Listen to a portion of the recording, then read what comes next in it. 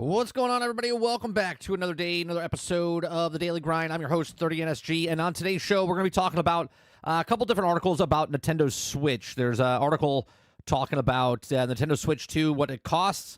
We got another one talking about the reveal of the huge display upgrade, and then there's another one talking about the best console, Nintendo's best console from day one. We're going to talk about Marvel Rivals. Producer explains why to avoid competitive balance. So we'll talk about that. We're going to talk about Minecraft a little bit. They had Minecraft Live this weekend. They announced a couple things, so we'll talk about that. And then if we have time, we'll talk about WB San Diego. Had a kart racing game in the works before shutdown. God, I think that's the best thing, actually, why it shut down, huh? I mean, there is a silver lining, huh? They canceled Wonder Woman, but they also canceled the kart racing game. And then we'll also talk about Snow White. The box office this weekend, Snow White limps in at an alarming $43 million domestically. So we'll talk about that as well. If you guys like what I do here, we do this Monday through Thursday from 10 o'clock in the morning till noon Eastern. If you like it, hit that like button, hit that subscribe button. If you'd like to go above and beyond that, become a member as little as $5. How's everyone doing? How's everyone's weekend? I went on a little excursion this weekend. Went down to South Florida to visit my family a little bit. Driving back up yesterday, absolutely horrendous traffic. Usually takes me 3 hours to get home. It almost took us four and a half hours to get home. It was brutal. It was brutal. Why isn't my chat? I see a chat, but my chat that it's supposed to be on my software is not working. Give me 1 second. Let me refresh this. Give me 1 second. Good old weekend blues. Come back from weekend, and then shit doesn't work.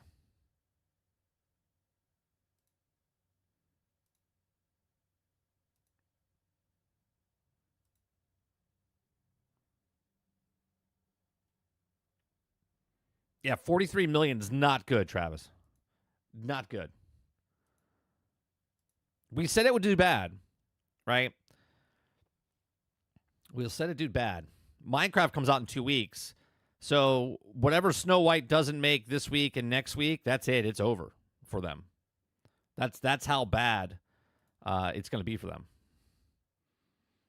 Right? But we've had this conversation as well where Disney, they have a big lineup later this year. And they got Avatar coming in at the anchor position. And that thing's going to make $1 billion easily. So whatever money Disney loses on, like, let's say, like 2 or 3 films, they will make back with the Avatar film at the end of the year. All right, let me see if my chat's actually working now. If not, I'm going to have to move you guys over because it's hard to see over there.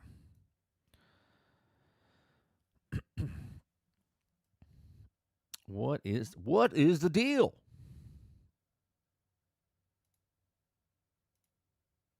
See, I don't know why my chat is not working. Awesome.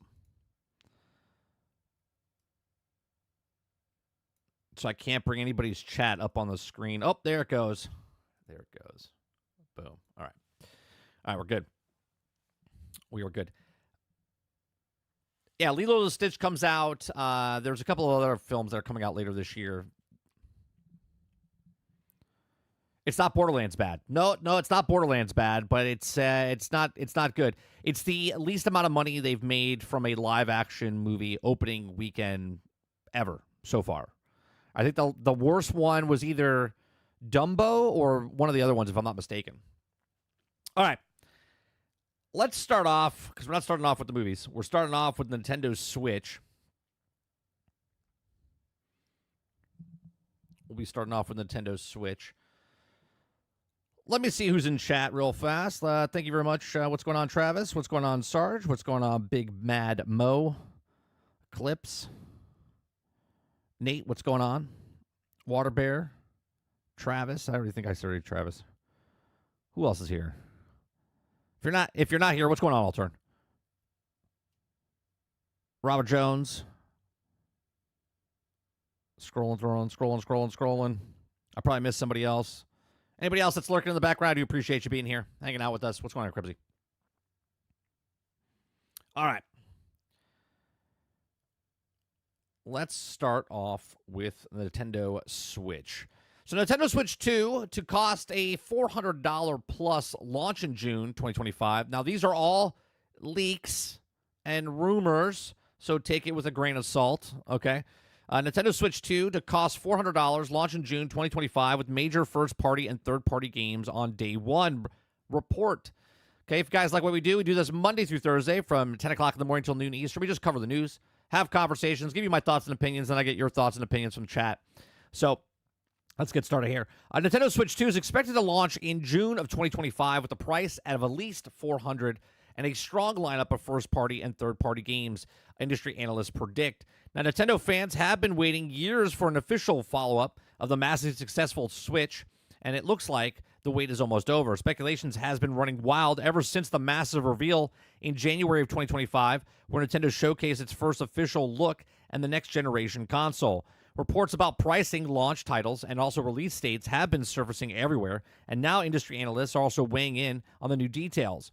If the new reports are correct, the Switch 2 is shaping up to be Nintendo's biggest launch ever, with the price tag at least $400 and a release window of June 2025 and a stacked lineup of games available on day one.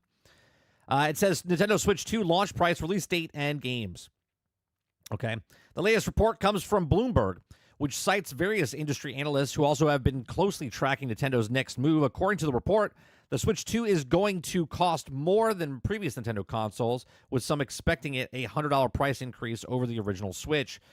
Analyst Yasuda from Toyo Security also suggests that the price could reach as high as $499, depending on the hardware costs of potential tariffs. While also the price might seem steep for Nintendo console, analysts believe the demand won't be an issue. The original Switch NVIDIA chip is estimated to cost $80 per unit, while the Switch 2's chip is likely to be cost $130 to $150 range. He says, I wouldn't be surprised if Nintendo goes ahead with the $499. I'll tell you what, I think Nintendo would be silly. I think Nintendo would be silly to raise. Now, obviously, they could raise it. This is just my thoughts, my opinions, okay? I think it would be silly, even though like the PlayStation Pro or 5 Pro moved up to like $700, and we don't know what the Xbox system and the other handhelds on the market are much more expensive.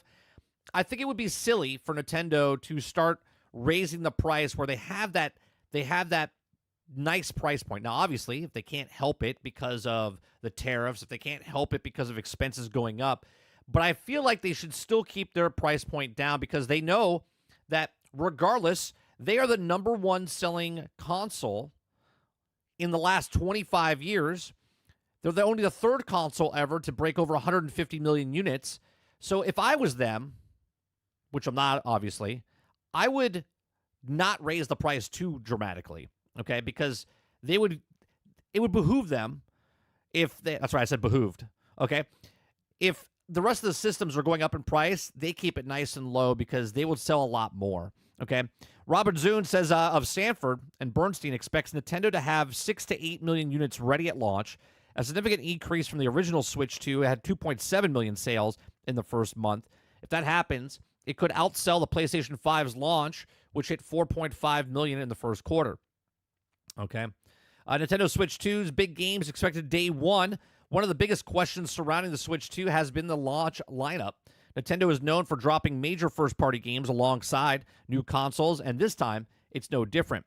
According to Tokyo-based analyst, Nintendo's first year is expected to include the new Mario Kart, a 3D Mario game, a Metro Prime 4, and also Pokemon Legends Z through A. It says that's not all. Third-party support expected to be also much stronger than previous Nintendo generations. Every major third-party publisher, including Ubi, EA, Bandai Namco, Capcom, Sega, and even Microsoft is reportedly considering bringing their biggest AAA titles to the Switch 2. That's a major shift from how third-party games were also often limited to downgrade on the original Switch due to hardware constraints. Okay. It also says Nintendo Switch 2 is expected June 25th. Not June 25th. June of 2025. Release date. When exactly will players be able to get their hands on the Nintendo Switch 2 console? Analysts Robin Zune predicts that June 2025 release window for the Switch 2 If it's true, this means Nintendo is skipping the holiday season launch that many expect. Instead, it might be also trying to avoid hardware shortages and scalping issues, which were also a major problem during the PlayStation 5 and the Xbox Series X launch.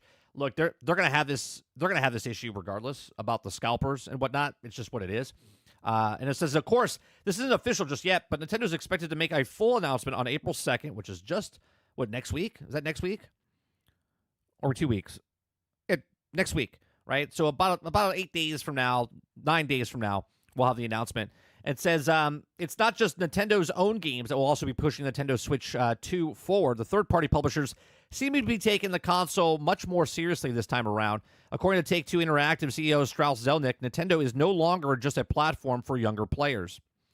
Okay. Instead, he believes that Switch 2 can handle more mature and complex games, which means that also big titles like Grand Theft Auto making their way to the system. Interesting. Okay, it's all if it turns out to be true, the Switch 2 could be one of Nintendo's most successful launches ever. As for the system, it will come with terms of the hardware. We have rumored specs of Nintendo Switch 2 below, which is a CPU ARM Cortex A78C. This is all for you. This is like nerd talk for you guys that love the components. The CPU ARM Cortex A78C, 8 cores. Unknown L1, L2, L3 cache size. Okay, GPU NVIDIA T239. 1 graphic processor cluster. 12 streaming microprocessors. 1534 CUDA cores. What's that? Is that CUDA? CUDA cores. 48 Gen 3 Tensor cores and 2 RTX ray tracing cores. RAM 12 gigabytes. Handheld model CPU 998.4 megahertz, GPU 561 megahertz, which is 1.72 teraflops. Memory frequency in the dock mode CPU is 1100.8 megahertz. Memory frequency is 64 megahertz, and memory bandwidth is 102.4. Okay, so it says, what do you think? Is $400 too much for Nintendo console, or are you excited about the rumor launch? Here's the thing. Now because, and again, just my thoughts. I'll get your guys' thoughts in just a second. Okay. When Switch came out, there was no handhelds on the market. It was just the Switch. But now everyone and their mother has some sort of handheld device in some way, shape, or form. If that's the Portal, if that's the ROG, if that's the Steam Deck, if that's Nintendo or Xbox's new system with Asus, everybody and anybody has a handheld now. And this makes it much more competitive, and having competition is fantastic. But the problem here is that Nintendo now has to be smart, because before they ran with it, it was the only handheld on the market when it first came out. And they have over 150 million. It'll probably be the number one selling console of all time when it's all come and said and done, or come pretty close. It's going to pass the 3DS and become number 2, I think, for sure. Is it going to pass the PlayStation 2? I don't know. It's going to be hard. But regardless, selling 150 million units, now that the competition is so stiff and there's so many different handhelds that you can buy, they have to do something, right? Because if I can get third-party games on the Steam Deck, and I can get third-party games on the ROG Ally, and I can get the third-party games on the new Xbox handheld that comes out, and if I can get third-party games now on the Switch, which one's going to be the best for the price point? Okay, if this one's $500 and this one's $500, but this one runs Steam and this one runs better graphics overall, then why would I pick up a Nintendo unless you're going for those first-party title games? So it's going to be very much more competition for Nintendo this time around. So is this system going to be the next greatest Switch? I don't know, right? It could be a Wii. It could be a Wii U, okay, where because it just misses the bar. Even though the Wii U was a handheld device, it just missed the bar. Okay, people just didn't like it. Maybe it was the design, maybe it was the games, whatever it was. But Nintendo, look, I think they have a good system here. I think if they price it $400, if it's $499, I think that's way priced, way over, okay, for what it is. I think if they keep it at the $399 at the $400 mark, okay, I think it could work for them. But these are just my thoughts. Let me know yours in the comment section down below. What do you think about the Nintendo Switch 2 as far as the price point, the games that are coming out, the third-party games coming to it. Are you going to pick it up day one? Is it a day one buy for you? Let me know in the comment section down below. Let me know in the live chat. Please make sure you share, like, subscribe, and if you like what I do here, check out some of our other videos. Thanks for watching. All right, let me see what you guys are saying in chat here. Real quick, Big Mo says, hashtag you pay, I play. Xbox will always be the best box. Disney's goal is to ruin everything, ain't it? Thank you very much for the continued membership. What was that, 29 months? 25 months. 25 months. Thank you so much. 2 years. Over 2 years. Appreciate that, Mo. And then Waterbear with the $20 super chat says, release Ultimate Alliance 4 as a launch title, and I will. Stand in line for day one. It's going to be hard to get one. It was hard to get a Switch the first time around. It's going to be really hard to get a Switch, too. Thank you very much for the $20, man. Appreciate that.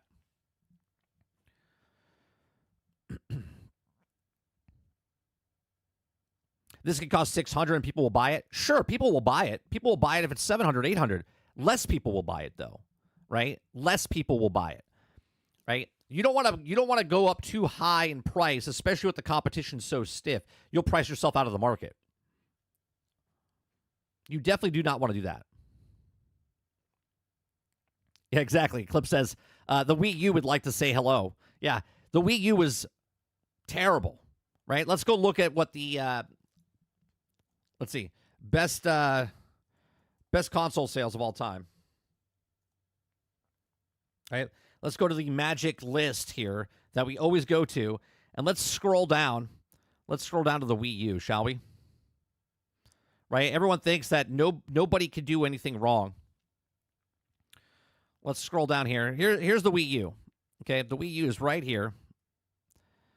Okay, 2012, it sold 13.56 million units. Now, I would love, personally, to sell anything of 13 million units.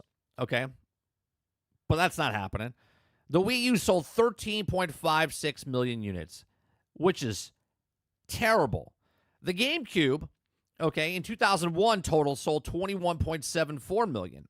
Okay, Nintendo didn't go out of business, by the way. Nintendo didn't go out of business. They didn't die. They didn't go away. Everyone thinks, oh, well, Xbox only has 38 million, and they're gonna go bankrupt, right? Xbox, the original Xbox had 24 million. Xbox Series S and X has 28.3 million. They're still here. Okay, Nintendo 64 had 32 million. Okay, the Switch though is up here at 158 or 150.86 million. It'll probably pass the Nintendo DS. I thought it was a 3DS, but it's just a DS. Okay, it probably won't close in on the PlayStation 2 now because the Switch 2 is coming out. If it's more of the Switch, cool. More third-party games on the Switch, cool. Okay, but if you price yourself out, especially with everyone coming out with a handheld now, you were by yourself before. Now you're not by yourself. Nate says, can you pre-order the Switch 2 yet? No, they haven't even announced, like, what it is. Probably on April 2nd, Nate. When they announce it on April 2nd, you'll probably be able to do it. Krebsy says Nintendo devices are solid to be profitable at launch, so they will adjust the price accordingly. So smooth, Sarge says. Robert Jones says, only real reason is first-party Nintendo games. Everything else is just icing on the cake. Sure, well, you can say the same thing about PlayStation, right? The only reason to buy a PlayStation is to get the first-party title games, the exclusives. Eclipse says there's going to be the same thing they did with the Wii U. Most of the people that bought the Switch aren't going to buy the Switch 2. Why are they probably all have all the games they want? It'll be interesting to see what happens with the new... Are they going to change... They have to, right? Because the new cartridges are not backwards compatible, right? They're not backwards compatible. So if the new cards are they going to be bigger, like wider? Are they going to be longer? You know what I mean? Something has to give. And then inside the Switch 2, there's got to be a memory slot. You know, like when you had the old cameras and you had the thicker memory card, and then you have the smaller micro card that could also slide in. I wonder if they're going to do something along the lines of that, because we haven't seen that yet. They showed a picture of, yeah, it takes the old games, but they didn't show you what the new games look like. Ron says, I'm more excited for the Xbox handheld. Is that because of the rumored Steam that's going to be on there, Ron? Eclipse says, and it cannot be no more than 400. I'm telling you, the lowest Steam Deck is 400. Yeah, if it goes to 500, if it's 499, I think Nintendo is making a mistake there. Sure, people will buy it, but you're pricing out a lot of people that would have picked it up if it's 400. A lot of people.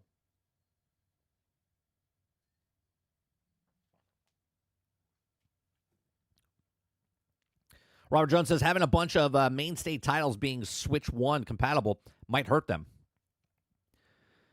Let's see. Altern says, oh no, Ultimate Alliance 4 must be multi-platform. I can't go back to buy a Switch. I hear you, Altern. I would hate, even though I would buy one, I'm dead serious. I will pick up a Switch 2 just for the Ultimate Alliance 4. But it's got to go multi-plat. I would be very disappointed if Ultimate Alliance 4 is only for the Switch. Waterbear says, I think if they're smart releasing it during the summer, letting the scalpers get theirs out of the way, refresh the stock for the holidays. Yeah, but here's the thing. If they could put enough out there, the scalpers can't buy everything. You know what I mean? If there's an abundance of supply, scalpers win because when there's a scarcity of something. If there's tons of stuff happening, scalpers never succeed with that. I mean, obviously they'll make money, but they're not going to make a lot of money because there's so many of abundance of consoles out there.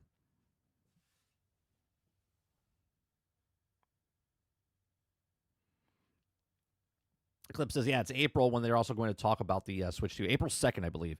Krebsy says, things that will drive price up if it actually has their own version of the upscale materials like the magnets of the Joy-Cons, price discrepancy, OLED Switch 1 to make it look new. Sure, Krebsy. And then there's the tariffs and stuff that can happen. I'm saying if they make it a $500 machine, I think they're pricing themselves out of the market. They would sell a ton of stuff if they kept it at 400.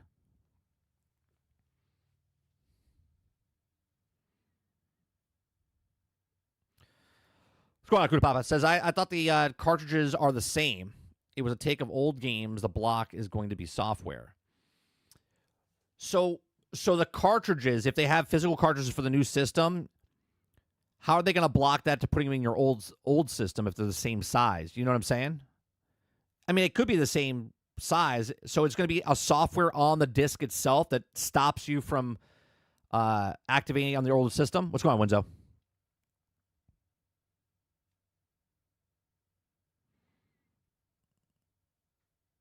Travis says, 30, breaking news. Ultimate Alliance 4 now is part of the bundle. You have to buy a Hardline 2 and Ultimate Alliance 4, and it can't be sold separately. Ugh. Son of a bitch. I guess I'm not playing it then. Chris Goldman says, most people don't buy a PS for just first-party games, but most people buy a Switch for just Nintendo games. PlayStation would be just as viable without first-party being the best place to play third-party games. Sure, Chris, but can we stop with PlayStation guys say it all the time. PlayStation fans say it all the time. The reason to buy a PlayStation is because of the first-party titles. That we all know that's true. That's said all the time. PlayStation because of first party. Yes, we know 48% of the people don't ever play any first-party title games. But people buy PlayStation for the first-party title exclusives. Or third-party exclusives. Regardless, exclusives. Crowd says, I was happy when scalpers got screwed for the PlayStation 5 professionals. Kylo says, I'm sure they attempt to get one day one, and they'll just put a little notch on it and only fits into the Switch 2 like they did with the 3DS. That could be. I didn't know if the memory card was the slot for it was going to be like a little wider for the new, you know what I mean? A little deeper or a little wider. As Windows said, that's what she said. If it's 400, then me in Canada, that's 570. Yeah, I just think if Nintendo this whole time has always been the lower tier, okay? And I don't know, man. Yes, they're upgrading the graphics, but if they raise the price and they're making it 500, I just think Nintendo's making a bad choice there. I do. I mean, obviously, people are going to buy it. Good Papa says, I would assume that the software block could be a far easier than anything else now. True. Krebsy says they could add an extra piece of plastic to the Switch 2 cartridge that prevents them from going into the Switch 1, but Switch 1 could work for the Switch 2. Yeah, I think they're going to do something. I guess we'll find out in less than 10 days. First-party titles are the reason you own a PlayStation 5, reason I bought one. That's the only reason I did, actually. Mo says that's a goalpost move. Goalpost move? All right, because people don't buy PlayStations for first-party title games that we're moving for? All right, we're moving the goalpost. There it is. We've moved it. Goalpost has been moved. Kyle says, could it be, or could be, I mean, I remember putting the Xbox games into my PlayStation 2 and seeing if it works as a kid. Probably will just be card cannot be read. Anything over 400 would be a hard sell, I feel. Right. I think that $399 point. Look, I said the same thing with the headsets, right? The Meta headsets, when they were like 500, 600, they weren't selling very well. When they pushed them down below the 400 range, boom, it all went up. That's like the sweet spot for technology, people that want to play video games and then try stuff out. If you go a little bit higher, people will wait. Look, PlayStation and Xbox fans, 50% of Xbox and PlayStation, I don't know if it's 50% for Xbox. I think it's close to it. It's like 40%. Didn't move from Xbox One to the next Xbox Series S or X, okay? They stayed where they were, okay? PlayStation 4, 50 to 60% of the people, actually it's 50%. It's they had 160, right? Not 160, I'm sorry. They had 100 million or 100 whatever it was. How many PlayStations they had? PlayStation 4, 117 million, and 50% of them are still on PlayStation 4s. They didn't want to upgrade to PlayStation 5. Why? Because the PlayStation 5 and the Xbox Series X were all $500, and they're like, yeah, we're not moving. That $500 price point is a hard sell for a majority of players that were on console. So they look at it and go, I'm not going to pick that up. I'll wait for it to go on sale. I'll wait for the next thing to come out and then lower the price. You know, the Apple mentality, come out with a new phone, the next phone goes down in price type of thing. When they came out with the Pro, the PlayStation 5 didn't drop in price. It stayed exactly the same. So if Nintendo comes out and they make it 500, in my opinion, I think that's a dumb move on their part. But hey, I don't own a mega corporation, so.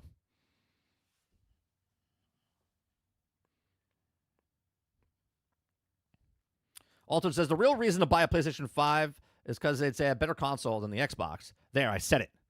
I put my blue cap on. Good for you, Alton. Good for you. Morning, Run.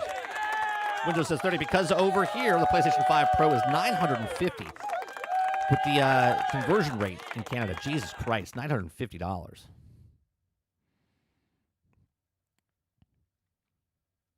Kyle says, yeah, once something goes to 500 plus, you're like half of that of $1,000 in your brain. It's like, yeah, it's too expensive. Right. This is why they price point. This is why when they say, if they say it's 400, they say it's $399, right? $398, whatever it is, because your brain registers and goes, oh, it's less than 400, even though it's a penny, right? Even though it's a penny.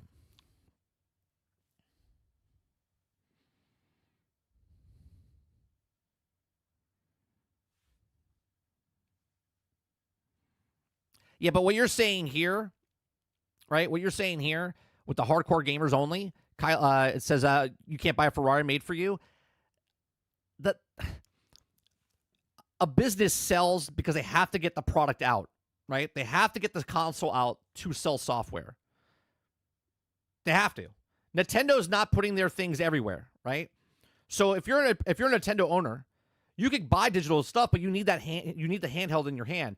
If they outprice the market for what the handheld is worth, less people are.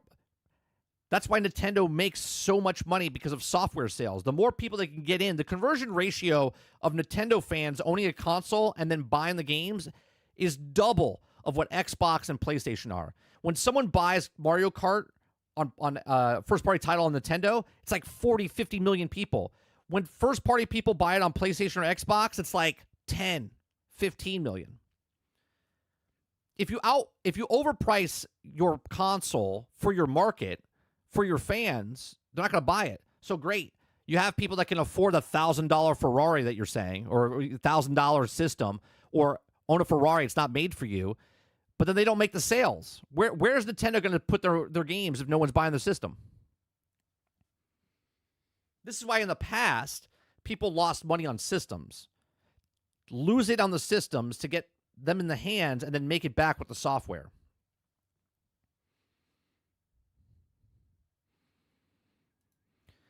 Crypto says it's going to cost $500 and delivered by Jack Black wearing a Bowser backpack. Kyle says, I'm saying in general, but for a common consumer, where personally I have $2,500 PC I built, I'm not a normal consumer. I like tech. Right, which is a smaller portion of the industry. You're in the 1 percentile. Holton says, nah, $950 for a console? I'd rather go read a book. Would you read a $950 book? Console gamers worry about $400 to $500. PC gamers spend $4,000 on overall experience. Yeah, but that's two different people. You're making my case even more, right? If you make the consoles too expensive, no one's going to buy your console. Hence why you have to keep the price point low. Windows says, it just never makes sense to me why people will price the price ain't bad when the only factor is where they live in the world. I don't account for any other country. I don't know why people do that. I mean, you have to make it where it's feasible for you. I don't know anyone else's situation where they are, right? But I do know people are looking to, save money here and there. If it's going out to dinner, buying food at the grocery store, or even for their hobby. Even if you own a boat, people that have a boat, but they're not mega rich, they're not buying the highest end thing. They're looking at it trying to get the highest end thing for the best price. That's what people do. Try to find a good deal. That's the majority of people. Of course, there's the Elon Musks in the world and the celebrities in the world that have, billions of dollars and millions of dollars, and they don't really give a shit. They just yeah, I'll take it.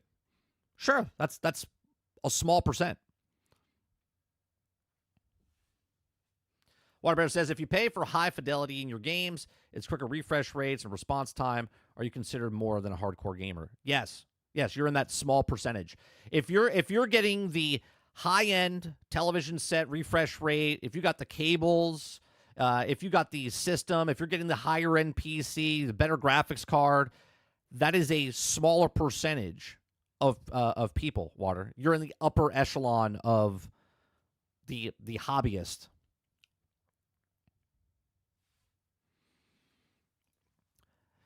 Kyle says, we in this chat are not common consumers. Parents will see this Switch 2 is $500 and a second guess buy for their kid. 100%. 100%. Kylo, what you just said there is exactly what I say in the past, right? People that are here watching a person talk about video games, you're in the upper tier. You're in the upper percentage, 5% and above, right? Kudababa says $4,000 for a high-end PC. Big Mo says, I like the tech as well, but I ain't spending that. Altern says, I will read a book that has 950 pages. Nintendo's hardcore base don't have the price limit. Once Mario, Zelda, Pokemon are shown, it's buy instantly. That's okay. There's 65 to 70 million PlayStations 5s out there, right? But PlayStation 5 Pro only sold around 2 million copies. That's who you're talking about, right? You're talking about the hardcore base. The people that already had a PlayStation, but they needed the latest, greatest tech with the PlayStation 5 Pro is the same people that had the Nintendo Switch and want the Nintendo Switch 2 right away if it's at the higher tier. You're talking about the smaller percentile, not the majority of the market.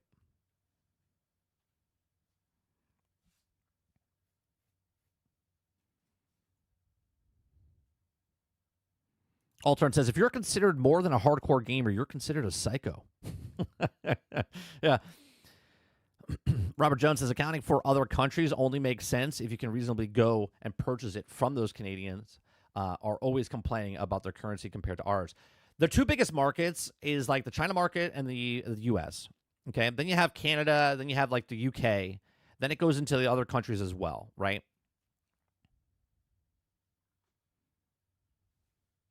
Mo says not happening. 500, not buying, and I hear you, Mo. 399. It's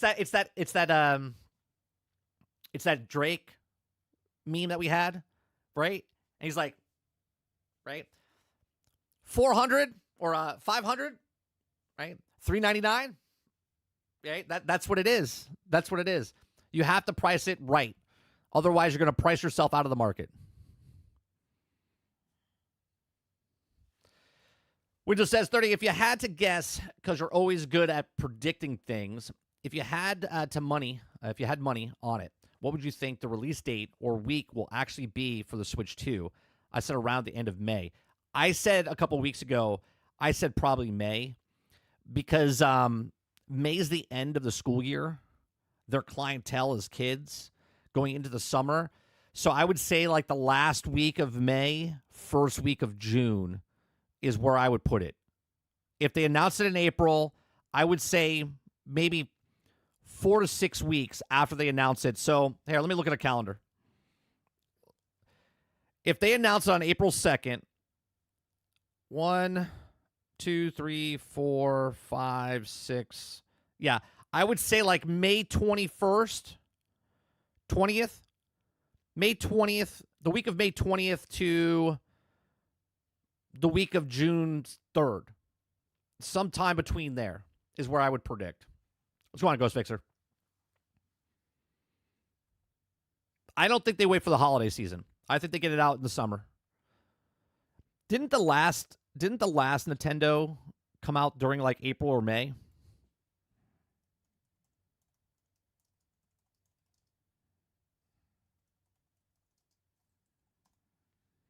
March 3rd. Yeah, it came out early. Yeah, it came out March 3rd, 2017. I'm going to say late May, first week of June. That's what I'll go with.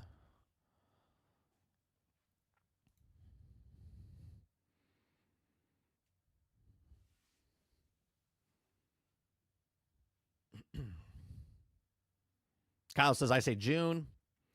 Kuda Papa says 30. I just bought a PlayStation 5, and it says 8K on the... I'm going to spend 4K on the TV for that 8K resolution that happened to be fair. It's a lot of people. I got an 8K thing that can only play a 4K television set because I can't afford the 8K television set. Krabby says, I did say earlier that Nintendo's products are sold to profitable at launch. That said is when they viewed themselves as a toy company. And with the Switch 2 trailer, they look like a tech company. Even more so, if the Switch actually says has an upscaler, it can increase the third-party sales of Switch 2 and could allow them to lose money on the Switch 2. Sure. I think because of the third-party stuff, I even think it's even more, like you're saying, I think it's more of a sale because now it's more, it looks much more, what's the word I'm looking for? Valuable?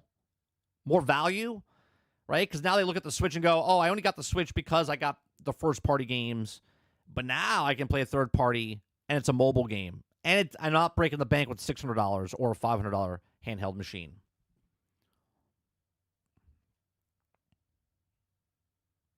Nate says, is there a Kingmaker release date? I don't think there's a release date yet. I know there's a... Is there a demo coming up?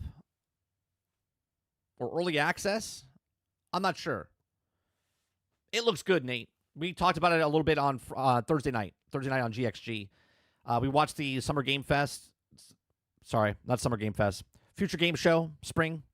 And it looked good. It looks like just a blast. And when they said 4-player co-op, I was like, woo! Like, that's just a game you don't give any kind of crap to. That's just a fun game you turn on with your friends and just blast an army of knights. You know what I mean?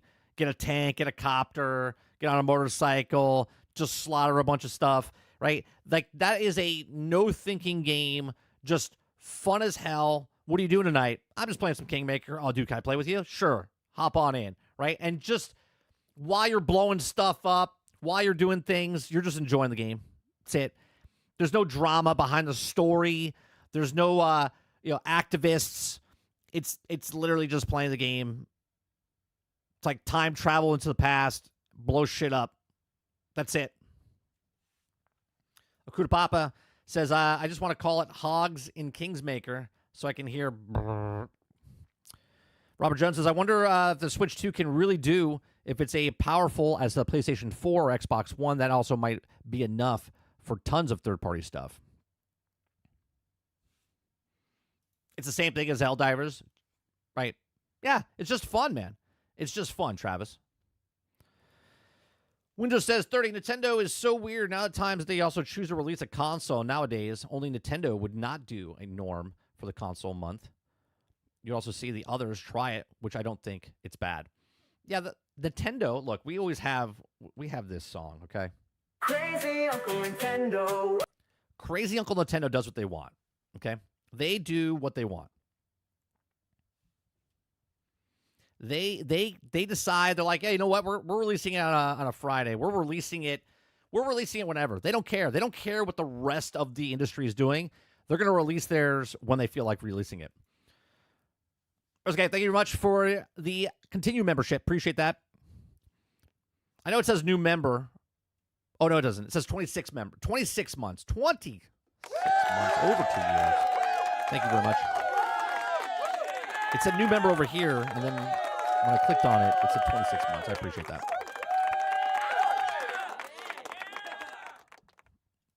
Altered says, well, the Steam Deck is PlayStation 4 or PlayStation 4 Pro powered machine, so you can see what you're able to play based on that.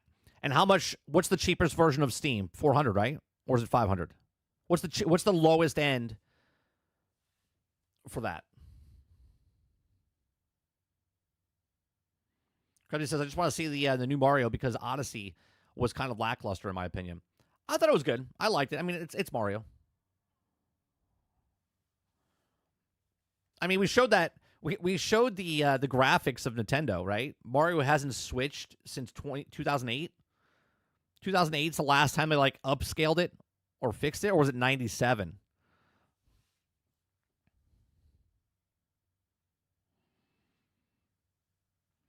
Travis says 30. Man, Kingmaker looks fun, but so did Turok Origins. Any game where you also get to just drop in, kill, shoot, and chat with friends becomes an instant. Here's the thing, though. A lot of people look at that game and not be... They'll look at it and go, it looks boring. I don't know if there's a story. There might be a story, but most people are not going to play it for the story. They're going to play it and go, can I kill 1,000 people with an AK-47? Can I destroy everything with... how many people can I destroy with one tank? Right? Can I put 10,000 people on the screen and destroy it? You know what I mean? That's what you do with Kingmaker. Windows says, it proves to me proves that you don't have to release a console during the holiday for the console to succeed. No. You don't have to release anything during the holiday to succeed. Sometimes putting it outside of the holiday is much better, more efficient. Robert Jones says $3.99. Lowest entry point is certified refurbished for $280 bucks from Valve. Robert Jones says for a 256 LCD screen. So you go. So $3.99 is the lowest that Steam has. Okay. Now here's the thing. What about they have two versions of the Switch, right? Maybe they have a $3.99 version, and then they have a $400 or a $500 version, $4.99 version. That'd be fine, because then you get the people that want to do the high end. You get that market, and then you get the other one, right? And you also get to look at it and go, well, what's the pros and cons, right? All right, well, the con is I have to pay an additional $100, but the pro is I get a better screen. I get more storage, maybe better battery life. Again, I don't know if they have this, but these are things that can come in. If it's just one system, $3.99.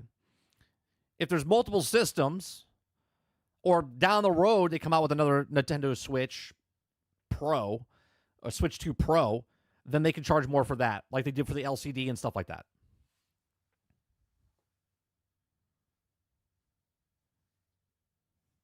Krebsy says, it sounds like a Mr. Beast video.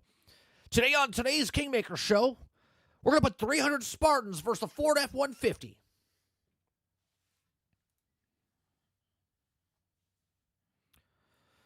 What if Switch 2 comes with your own Princess Zelda? If so, prices can be anything. I mean, the actual princess? There would only be one, right? Robert Jones says Nintendo will have multiple versions, but not at launch if they repeat history. Right, Jones. Right. Alternate says the Steam Deck OLED cost $549, 512 gigabytes, and $649 for 1 terabyte. Right, Winzo. It's exactly right. Right? I think at launch, $399. I think that's the price they go with. Didn't the original Nintendo come out? Nintendo Switch 2. Yeah.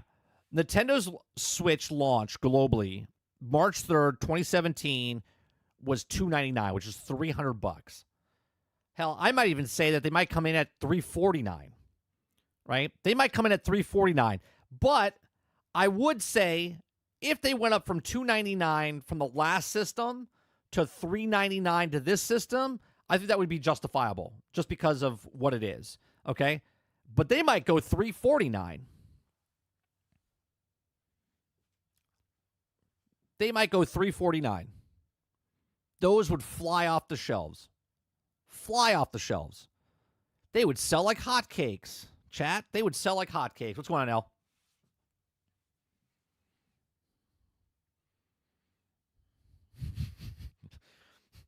They would sell more.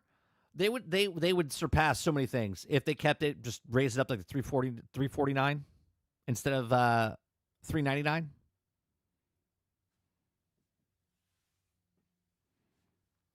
Because I don't think they come in at $299. They slowly raise the price, right? Because the LCD cost $350, didn't it? The new one cost $350 or $349, whatever it was.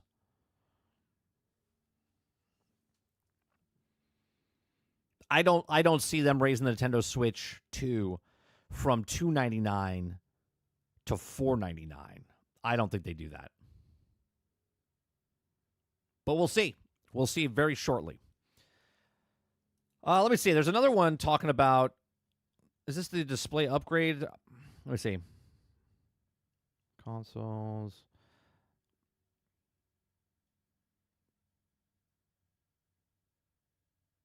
Heard the screen supports 120 hertz. Yeah, it's almost the same story. All right.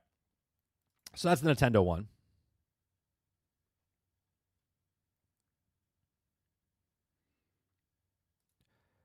Next, we're going to go into Marvel Rivals. If you guys like what I do here, we do this Monday through Thursday from 10 o'clock in the morning till noon Eastern. If you like it, hit that like button. Hit that subscribe button. If you'd like to go above and beyond that, become a member as little as $5.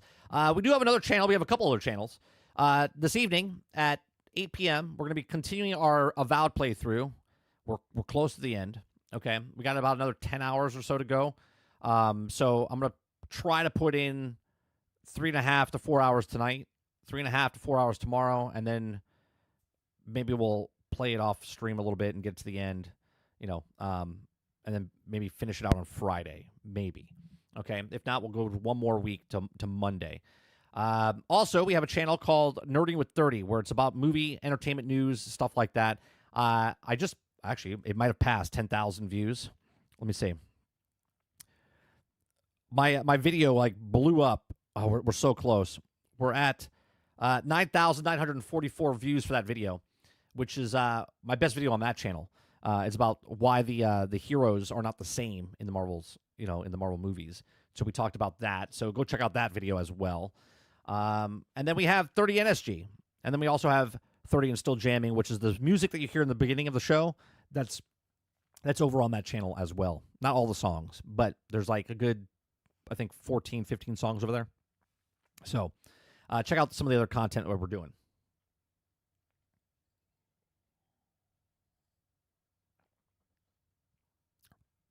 Nate says, so that Enzo game is only on PC. I was going to buy it this weekend. It's only on PC right now. It's in early access right now. Early access right now, only on PC. Crowd says, Rivals is getting a little weird in my opinion. What's weird for it? What's happening? Why is it getting weird?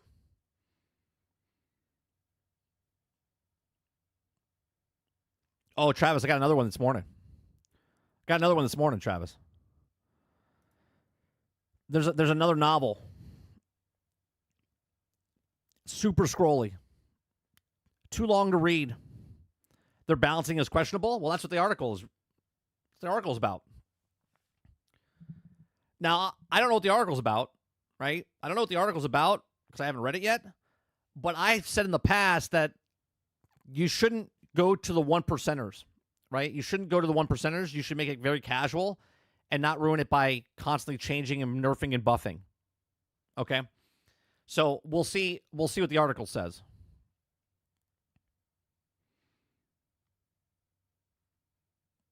Mo says, speaking of early access, fucking 33 Immortals, I'm loving it. Mo. I played it this weekend a lot. I think I'm level 4, almost 5.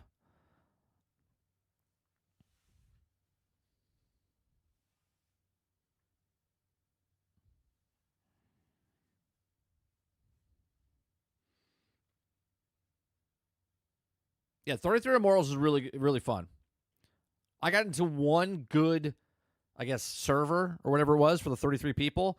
We wiped out the main board really fast, and we destroyed the boss. Destroyed it. What's going on, Argus? Lots of fun. I mean, we completely annihilated the boss. He's got like, I don't know, like 20 bars that you have to go through.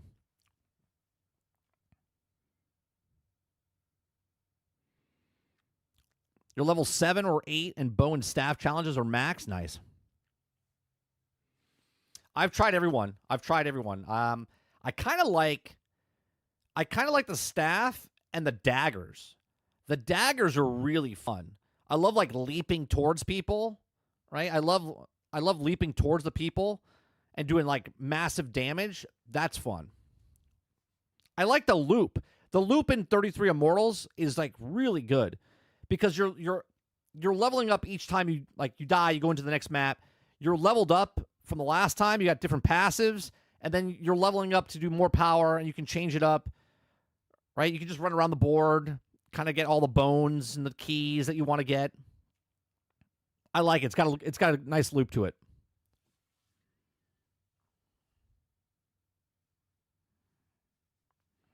Robert Jones says, "Is the Steam Deck is sold at a loss, and Switch 2 is just as powerful? I think the price will be $450 plus." Oh, you're saying? So the article that we read, Jones, said it was going to be 400 plus. You're saying 450 plus. I'm gonna stick to my guns. I'm gonna say 349 to 400. I don't think it goes over 400. At least not right now.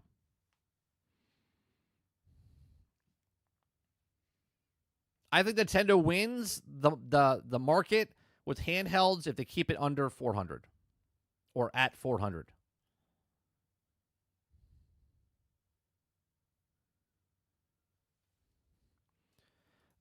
Eclipse says, have you gotten to where you upgrade weapons yet? Oh my god, this game changer. It makes the loop even better. Wait, how do you upgrade the weapons? What level is that? I mean, I've gotten the relics, if that's what you're talking about. Like, there's a spot in the game where you actually upgrade weapons? I'm only level 4. Mo says, last night before bed, we had a 29-man lobby. All 29 made it, and we obliterated the boss, and I went down at the beginning early and never went down again.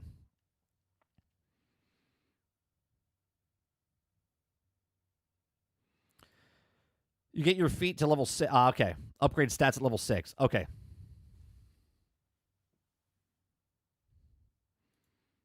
I'm sticking to my guns. Nintendo will have a price at GTA 6 launch window is October 23rd to November 18th. Stick to my guns. Nintendo will have a price and GTA 6 launch window. So wait, I'm confused. You're saying you think Nintendo, the launch of Nintendo and GTA are going to happen between October 23rd and November 18th? Is that what you're saying? I understand Grand Theft Auto. You're saying Nintendo doesn't launch their system until October to November?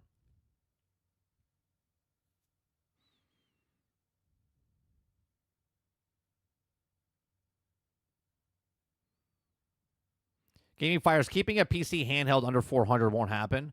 They'll keep rising the prices. Yeah, but Nintendo's not a PC.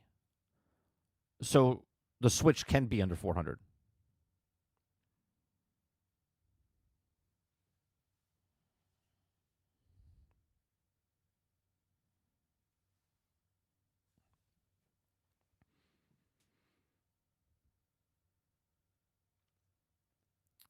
Switch 2 will cost something.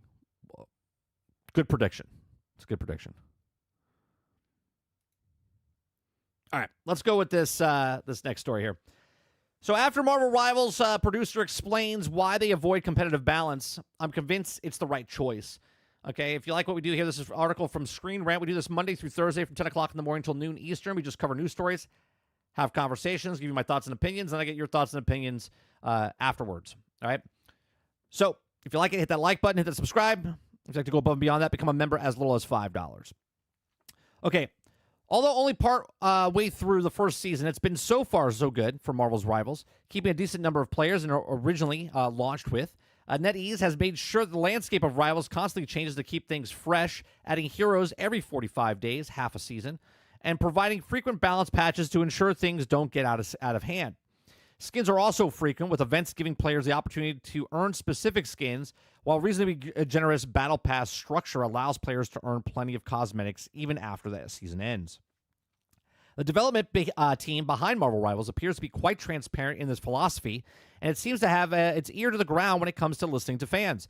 Although they may have also been mistakes in hindsight, NetEase decided to remove its original mid-season rank reset at the hest of the fans. It says Marvel's Rivals also allows players to convert chrono tokens into blue coin units, which also is more useful in purchasing specific skins in the store, allowing those who also buy the Battle Pass to play the game frequently to more easily to afford skins. Okay, Marvel Rivals balancing isn't based around competition. And before I even read this, I think it's smart. Okay, I think they saw what happened to Overwatch. I think they saw what happened to other ones. Sure, are there esports and stuff around ones they make big money? Yes, but that's short term compared to long term. I think they've decided, again, I haven't read the article all the way through yet, I think they've decided internally in NetEase that they go the long term. And the long term is keep your fan base happy. It's a comic book, right? It's not an Overwatch. These are characters that have been around for 80 plus years. Movies, biggest movie franchise ever, okay? You're putting comic books, everything, right? TV shows. You keep them interested by putting their favorite characters in, making it fun, power fantasy type of stuff, but you don't balance it to the one percenters. We read an article a couple weeks ago about Diablo, decided that they're not going to do it for the one percenters because there's never ever going to be enough content for those type of players, right? So you're fighting an endless battle because these people are going to leave to go play a different game anyway. The one percenters are going to leave to go play the other game anyway. That's what happens. How do you keep people interested in the game that you're making now? So it says, with how often NetEase listens to Marvel Rival players, it would be easy to fall into the trap of listening to the most vocal rather than the majority. Okay, and this is what makes balancing an online game around competitive scenes so difficult. Still, apparently, it isn't something that bothers NetEase. According to executive producer Danny Koo, in an interview with PC Gamer, every character we balance for fun first and foremost, but competitive isn't entirely forgotten. Since we still make sure that no one character is too painful and oppressive, so it's also oppressive that everybody is still having fun. Imagine making a video game about characters that people want to have fun with playing and then also making it fun. Okay, this isn't a surprise when playing the game, considering that it's also chaotic it can be, and yet what makes the game so fun at every level.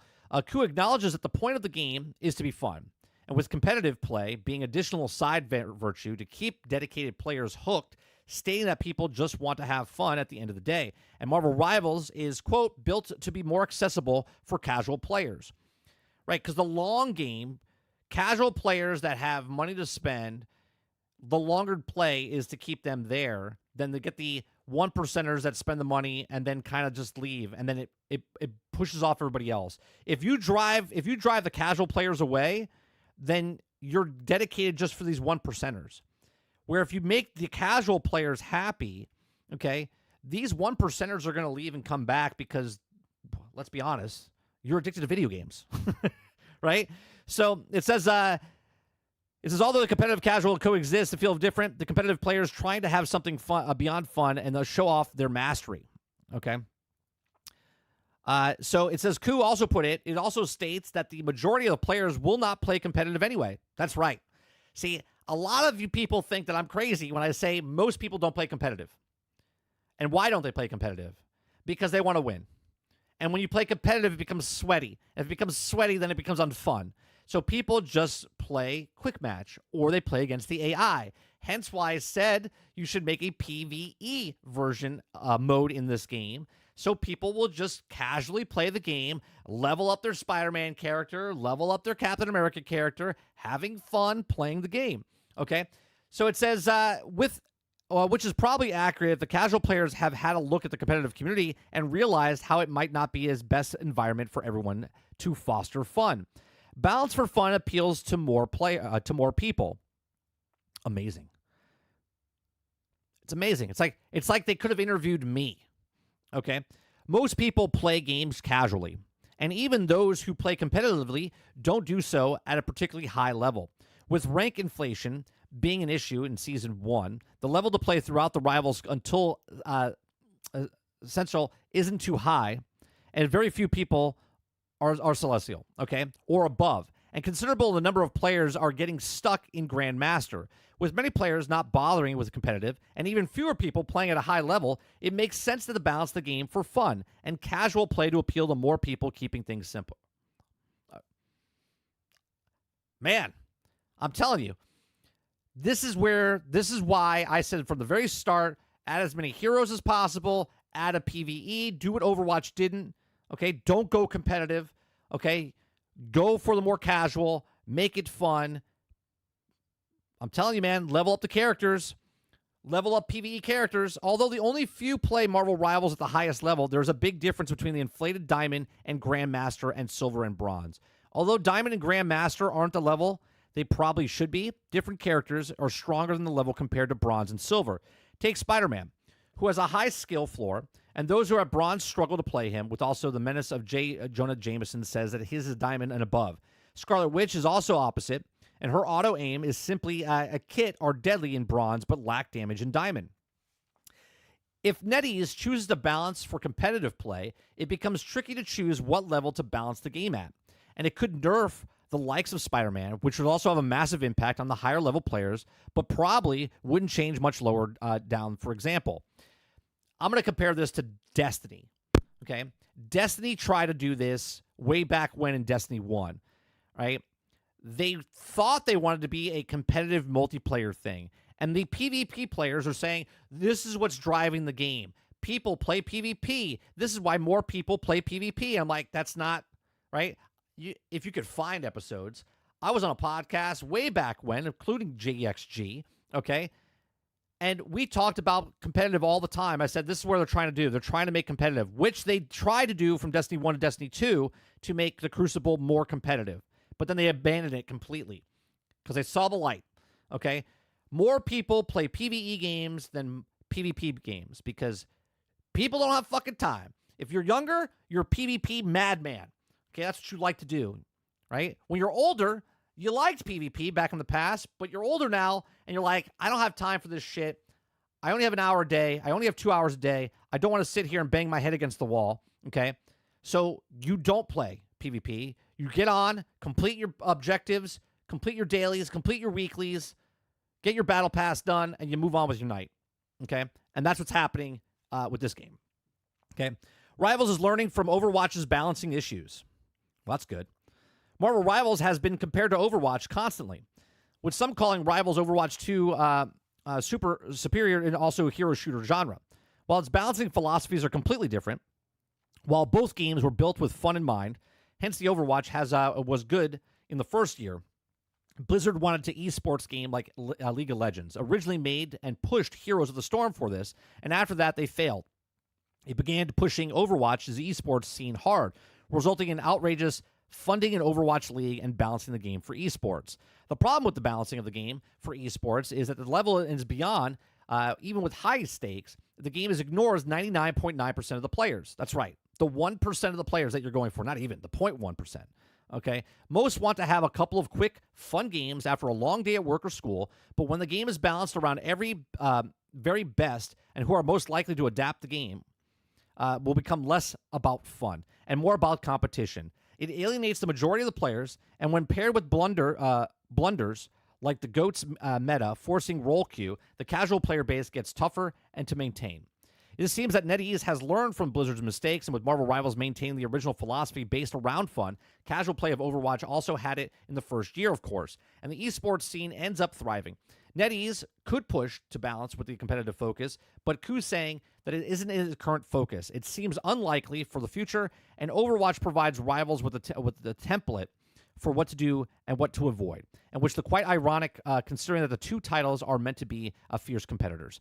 Okay, look, I said this before the game even came out. Do not market this towards esports, okay?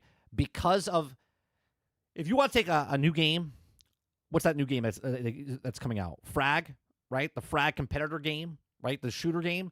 If you want to take a game like that and you want to make it competitive, by all means, okay? That'll remind you of like CSGO and stuff like that. If you want to make that competitive, cool. People don't want this game to be competitive because this game is mass market.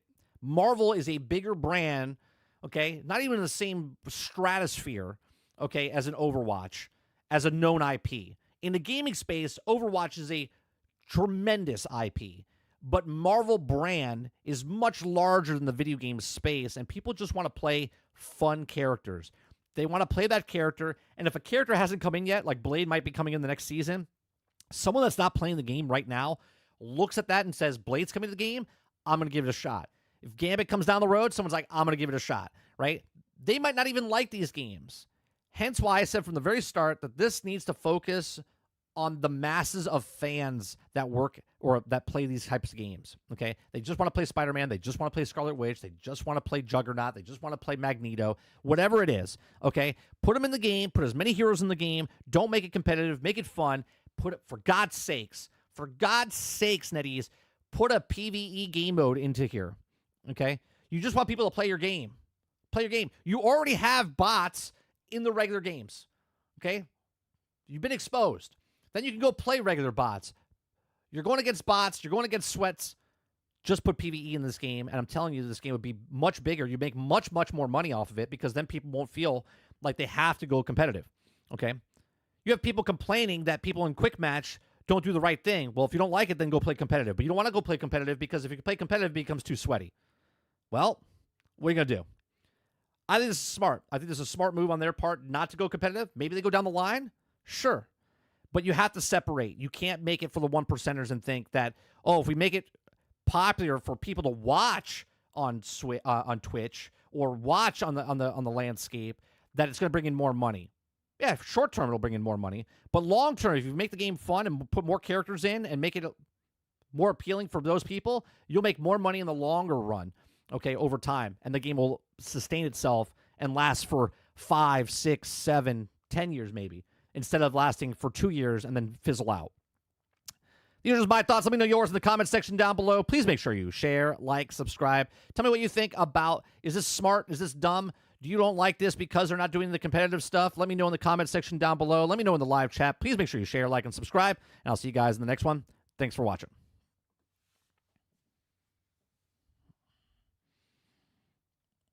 All right, let me see what you guys are saying.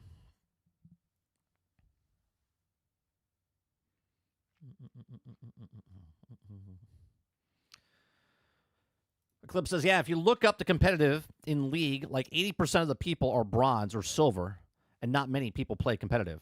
Right, 80% of the people, right, so that's 80% of that people that do play competitive are bronze. But yet 98% of the people don't play competitive. So you have like 2%, and within that 2%, 80% are bronze.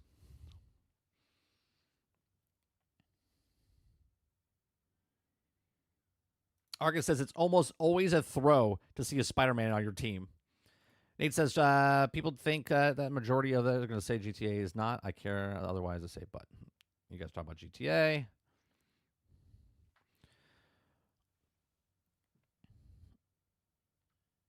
Let me see. Crowd says, my problem is that they buffed some characters that were already strong and nerfed characters that weren't that great to begin with. Well, they might have done that because of competitive, right? Or they did that because the majority of people that play these characters are more than the people that don't play the other characters. I don't know that answer. I'm just taking guesses.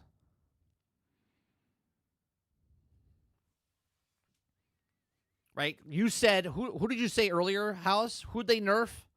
And who did they buff? They buffed Iron Man, right? But they nerfed who? It would also they'd probably buff people that have skins in the Battle Pass. And nerf people that are not in the Battle Pass. If you know what I mean. Right? Like, to push the Battle Pass, they would buff some people to go, oh, man, Iron Man feels so good. He's got a cool-looking skin. We're going to buff him so people get the Battle Pass. Oh, they nerfed somebody, but they're not in the Battle Pass. So they're like, not a big deal. Now, obviously, we're only in Season 1.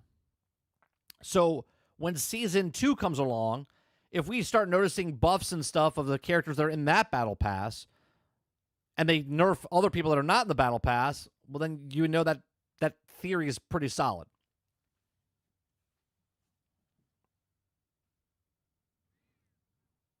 You can't. It's funny to me that most people, we've read stories in the past that the people that have like the free-to-play games or the microtransaction type of games, like a Diablo Immortal, when you have a person, and what they were talking about earlier, that rich people can buy stuff, and if you're not there, then it's not in your zone. But if someone's got $10,000 and they're blowing it on a microtransaction, all of a sudden that company starts to make that game for those whales because they want to spend more money, and they're like, what would you like to see in the game?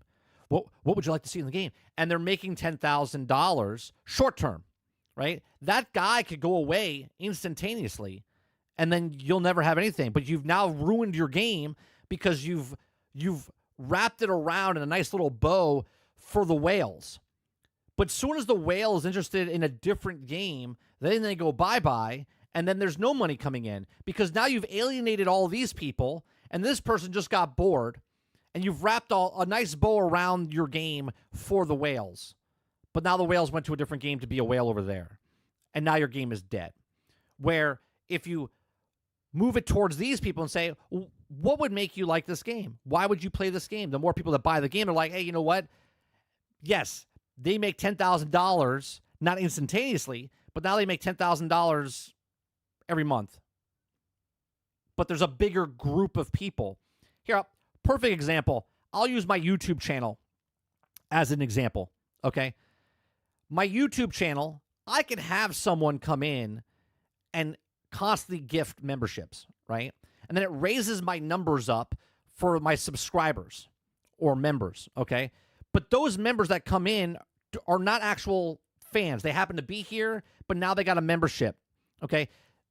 If I start focusing my content around the person that's always gifting memberships, right, to keep them coming back, well, then I'm inflating my numbers, and I'm not giving more content for those people because they don't want to watch my content. They just happen to be in here, and all of a sudden they got a gifted membership, okay?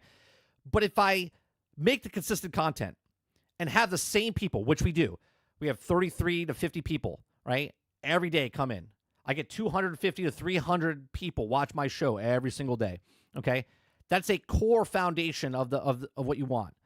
So in the long run, I have the same consistency across the board, where other people, they inflate their numbers, and they're like, oh, man, I can't believe I just made $1,000. I made $1,000. And they start to look at it and go, well, I can make another $1,000 super fast, instead of making the content and making it longer longevity of it instead of short-term success. Build the foundation and have long-term success. That's what's happening with these games, right? They go for the one percenters.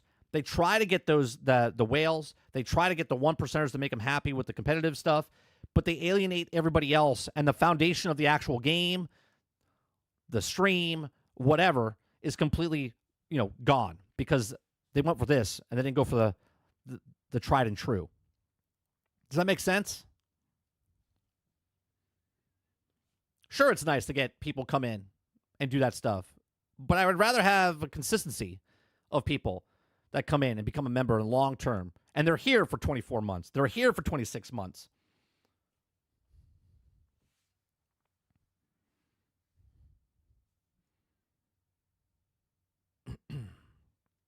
Travis says 30. So what I'm hearing is that we need to bring back whaling and the whalers on the moon and carry on the harpoon. Nate says, I'm on a AC kick. I gave Shavos a break. Been playing it nonstop. Went back to play older ones. Syndicate AC3 just because said you're fighting the war with George Washington with the half-native character. I never played that one. Nate. I never played that one. Travis says, like I'm constantly here, failing in my job as a producer, and you thank me for it. You're not my producer. Not a producer. AC3 is great. Yeah, I never played that one. I played 1, 2, Brotherhood, and the one in Paris.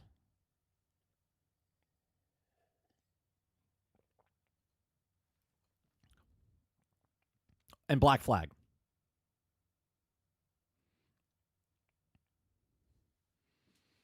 Are you sure I just had business cards made? I mean, not by a producer, but you can make any business cards you want for yourself. Going from AC to AC is crazy. I finished one AC game and don't want to play another 1 year. Yeah, I get tired, and it's not just AC. I don't want to play the same game type over and over and over and over. I need a palate cleanser and then go to the next one. Like if I just played, even if I played like Oblivion, I wouldn't go straight to Morrowind and then go to Skyrim. I would need a break. I would definitely need a break.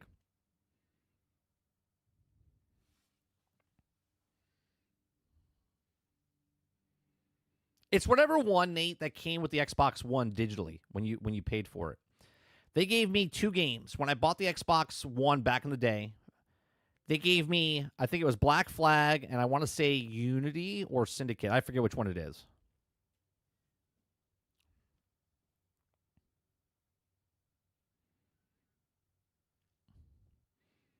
Kyle says no AC in Florida is wild. We had no AC last summer. What the hell was that? Give me 1 second. That's weird, chat. I just heard, because my wife's got a broken foot, right? So she's been hopping around on crutches for like, I don't know, 6 weeks. About 6 weeks now. And I heard her crutch fall. She's not home, but I heard her crutch fall. Like, that's the sound that it made. You know this, that rattly, like, when it hits the ground. And I walk out there, and there's nothing. Like, I heard the crutch fall, like it was leaning up against something, and then it fell. But there's nothing there. Very weird.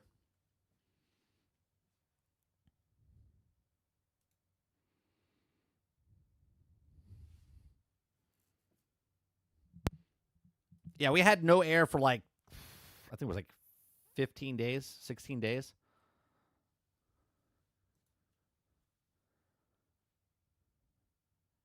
That's it. Unity is Paris. That's it. I had Unity. Altern, thank you.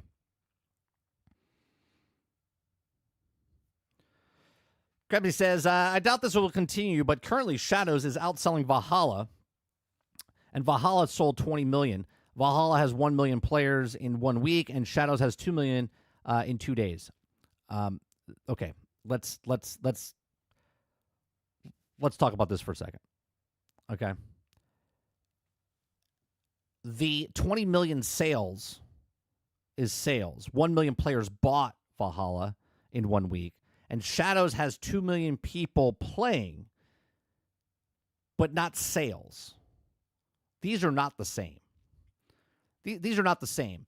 And people that said that, well, it's outdoing Odyssey and Valhalla on Steam is also false, because these games didn't launch day and date on Steam.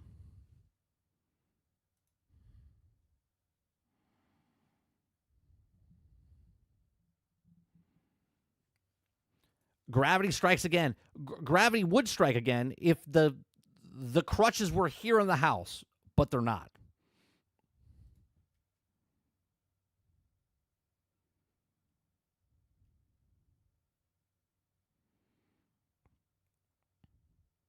Travis says, is your son using to make the crutch fall so he can gaslight you? My son's at school. Calling the Scooby Squad. Yoinks. Geez, Scoob.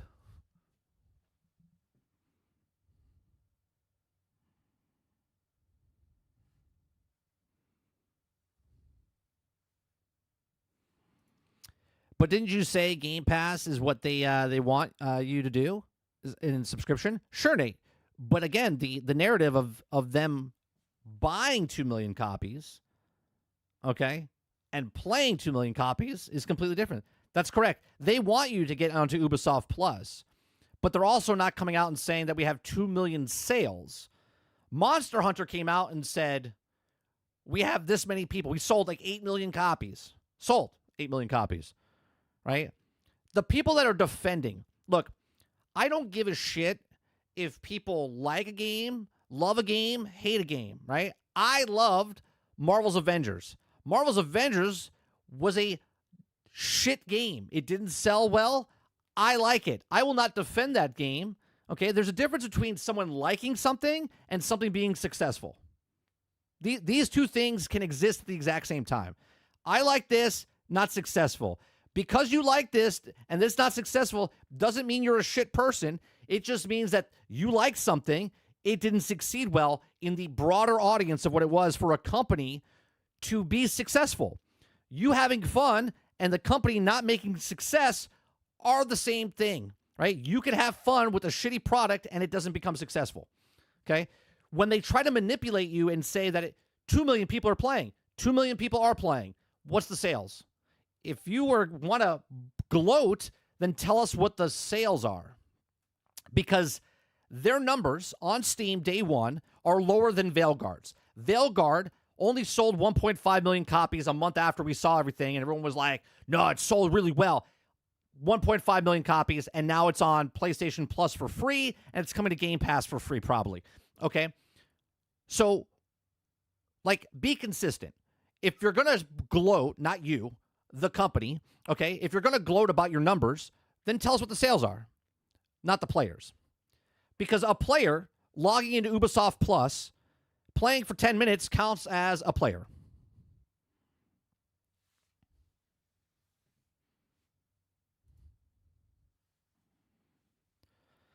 What about Avowed? I thought Avowed was doing horrible, but players matter. This is what I'm saying, Eclipse. Like, these people are not consistent across the board, right?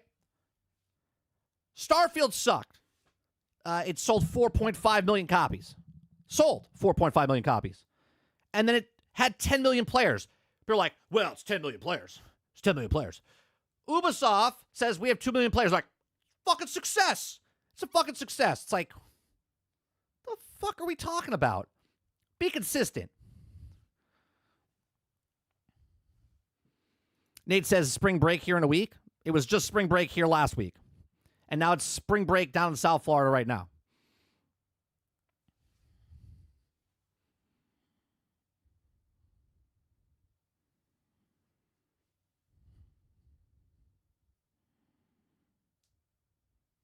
Kyle says half are probably on Ubisoft Plus who will drop the membership in a month. Sure. What did we do?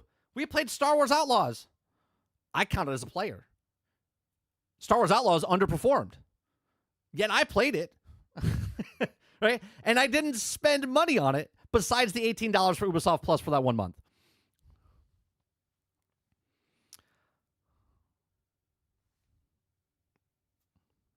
Dude says, Kylo, don't use logic. That's right. Don't use logic. Nate says, I can't even play because it's on my Xbox because of my daughter. Well, that's a personal problem. Kyle says, Ubisoft Plus has no value as a standalone $15 a month product. They don't have enough IPs, and also else you're going to play Far Cry 6, the same game as 3. There's a best game is practically free in Siege. Yeah, but Kylo, if you are a person that loves Ubisoft games, if you're an Assassin's Creed fan, the $15 a month is totally worth it. Because if you play more than 3 Assassin's Creed games for the year, you've paid for it. You know what I mean? Obviously, they're older. They don't cost as much anymore.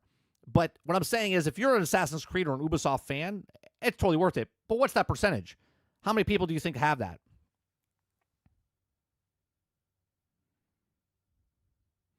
Kyle says, I want to see subscription numbers jump for this month and fall off in the May.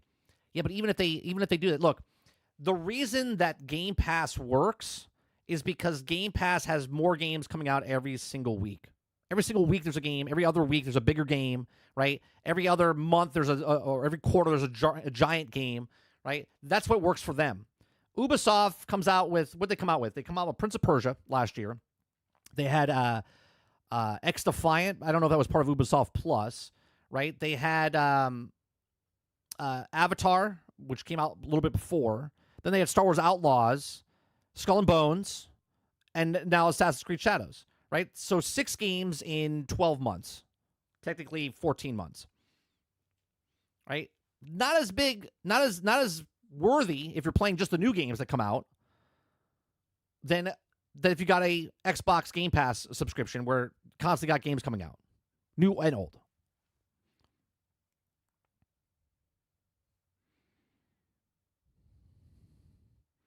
Mo says it's only wrong with Xbox. Mo, I don't care if it's Xbox or not. I just want people to be consistent. That's all. Kyle says at least Game Pass includes your Xbox Live on top of it, getting games to play with your membership. Right. Kuda Papa says idiots don't know how to be consistent. The only thing that is consistent is the amount of shit coming out of their mouths. It's true. It's true. Outlaws never had 2 million players ever, to be fair. Okay. Did they ever come out and tell you the consistent players over there? No, they just said it underperformed. And even if it had 2 million players that played for Ubisoft Plus or didn't, you're comparing a brand new IP to an established franchise that's been out for 17 fucking years. So, Nate, you would think that Assassin's Creed would have a lot more than 2 million players.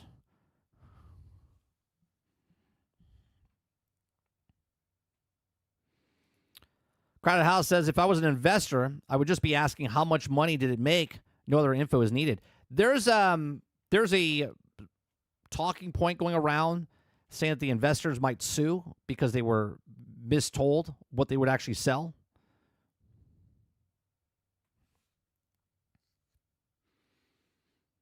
Kyle says, not when you can also buy half the Assassin's Creed games for the price of the month. Oh, for sure. Now, you could definitely get them on sale. That's what I'm saying. That's why I went back and said to get Ubisoft Plus for the new games that come out, what they have, 6 games over 14 months. That's not really worth it.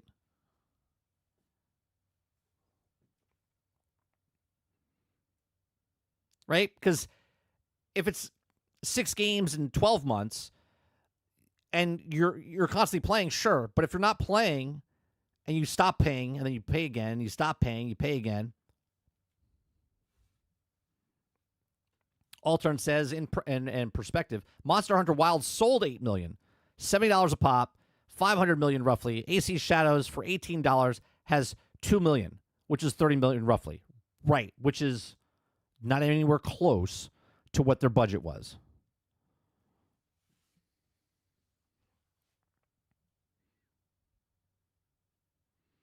Eclipse says that mean why? I mean, they want people to stay in. Why do you think it has a battle pass? Sure. Bloat the map up. Let people play it for 50, 60, 80, 100 hours.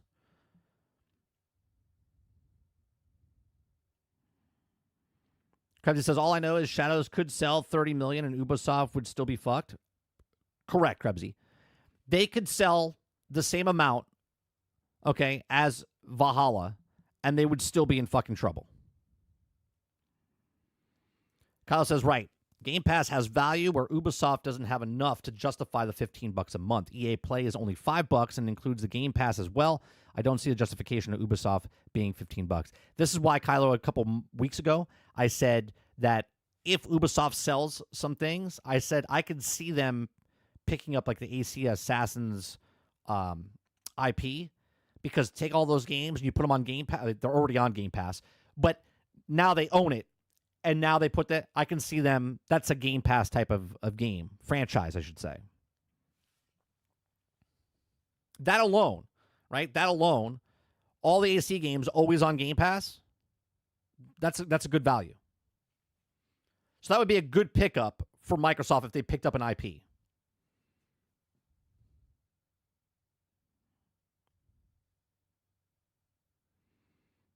That was 2 million in 2 days. That's fantastic. That's still players, Nate. That's still playing, not sales. I don't know if you know this, but a company needs to sell stuff, okay, to make money. And I know you're going to compare this to Game Pass, but Microsoft is still selling games and getting Game Pass, right? Ubisoft didn't tell you. They could have sold 500,000 copies and 1.5 million people are playing on Ubisoft Plus.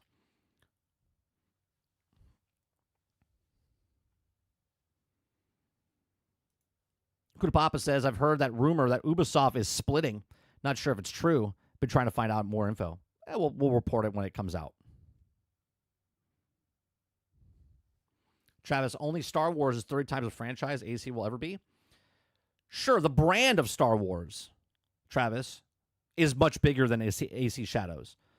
But the franchise of Outlaws is a brand new IP. In a damaged Star Wars brand, by the way, after 7, 8, and 9, Mando, Andor, whatever the new one came out, Ahsoka, Boba Fett, Obi-Wan, right? It's like massive, massive brand damage.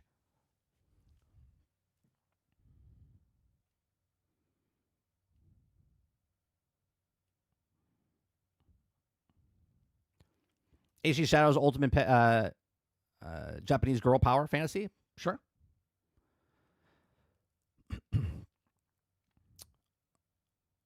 Let's see. Sarge says they have released 0 sales numbers. Right.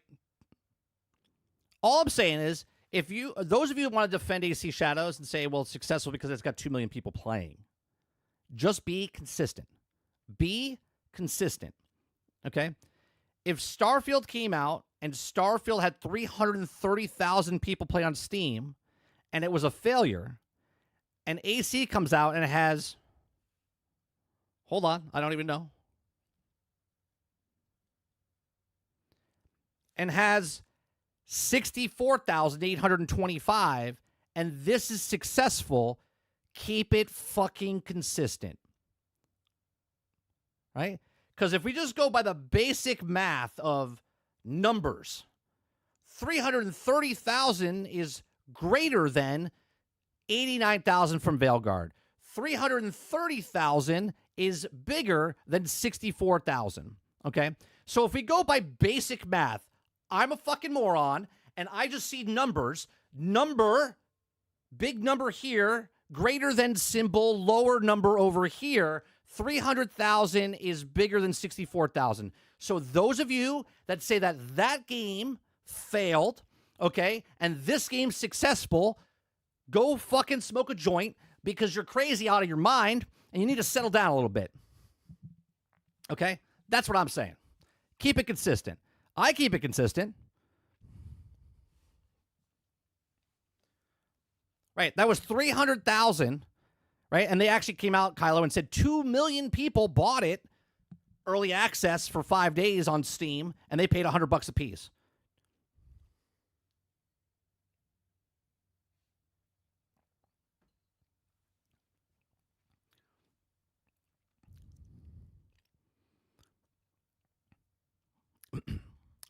Take your meds. Go lay down. It's going to be okay.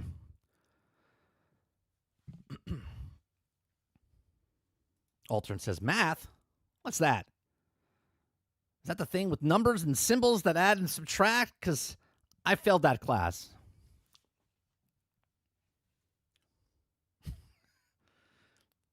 Like, the internet is crazy. It's crazy.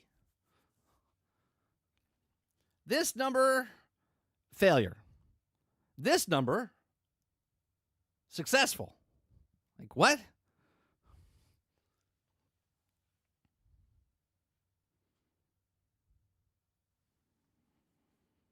Travis says 30. Indiana Jones coming to PlayStation 5 on April 17th. That's good enough for me. It's a good game, Travis. You're going to like it. You're going to like it. You like story? You like those types of games? You're going to love that game. Akuda Papa says Starfield, Indiana Jones, and more are the definition far more successful if you want to play the players games. Yeah.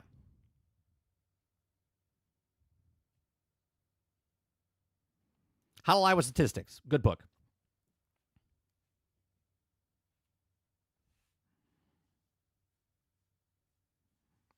Yeah, the Indiana Jones game is the fourth movie. Very good.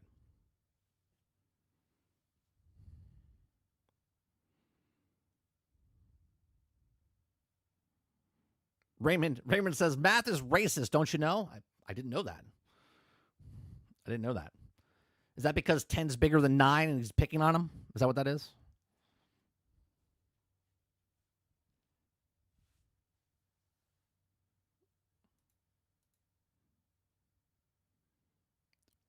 All right. If there's one good thing to come out of all the shit that's happening with WB, the one good thing, okay, is that WB San Diego had a kart racer in the works before shutdown. So thank God you guys want to give Suicide Squad some shit because it didn't do very well. And it was a shit game. But remember, we read an article that Suicide Squad is the reason that WB Studios and everything shut down because they couldn't just make it. Hogwarts Legacy made $1 billion, but Suicide Squad underperformed. Because it underperformed, Wonder Woman closed down. That studio closed down. A bunch of studios closed down because Suicide Squad didn't make it. So I just want to say congratulations. Thank you, Suicide Squad. Thank you so much for not making money because we could have had a kart racing game off another IP. Okay? So, according to former employee, video game developer WB San Diego was working on a kart racer before the team was laid off and the studio shut down for Warner Brothers. Imagine being Warner Brothers. Imagine having multiverses and you have all these IPs you could throw in. Imagine having all of these things that you could do with, and they're like, yeah, you know what we need to make? We need to make a kart racing game. Let's make a kart racing game. It's like, how do you do this? Okay.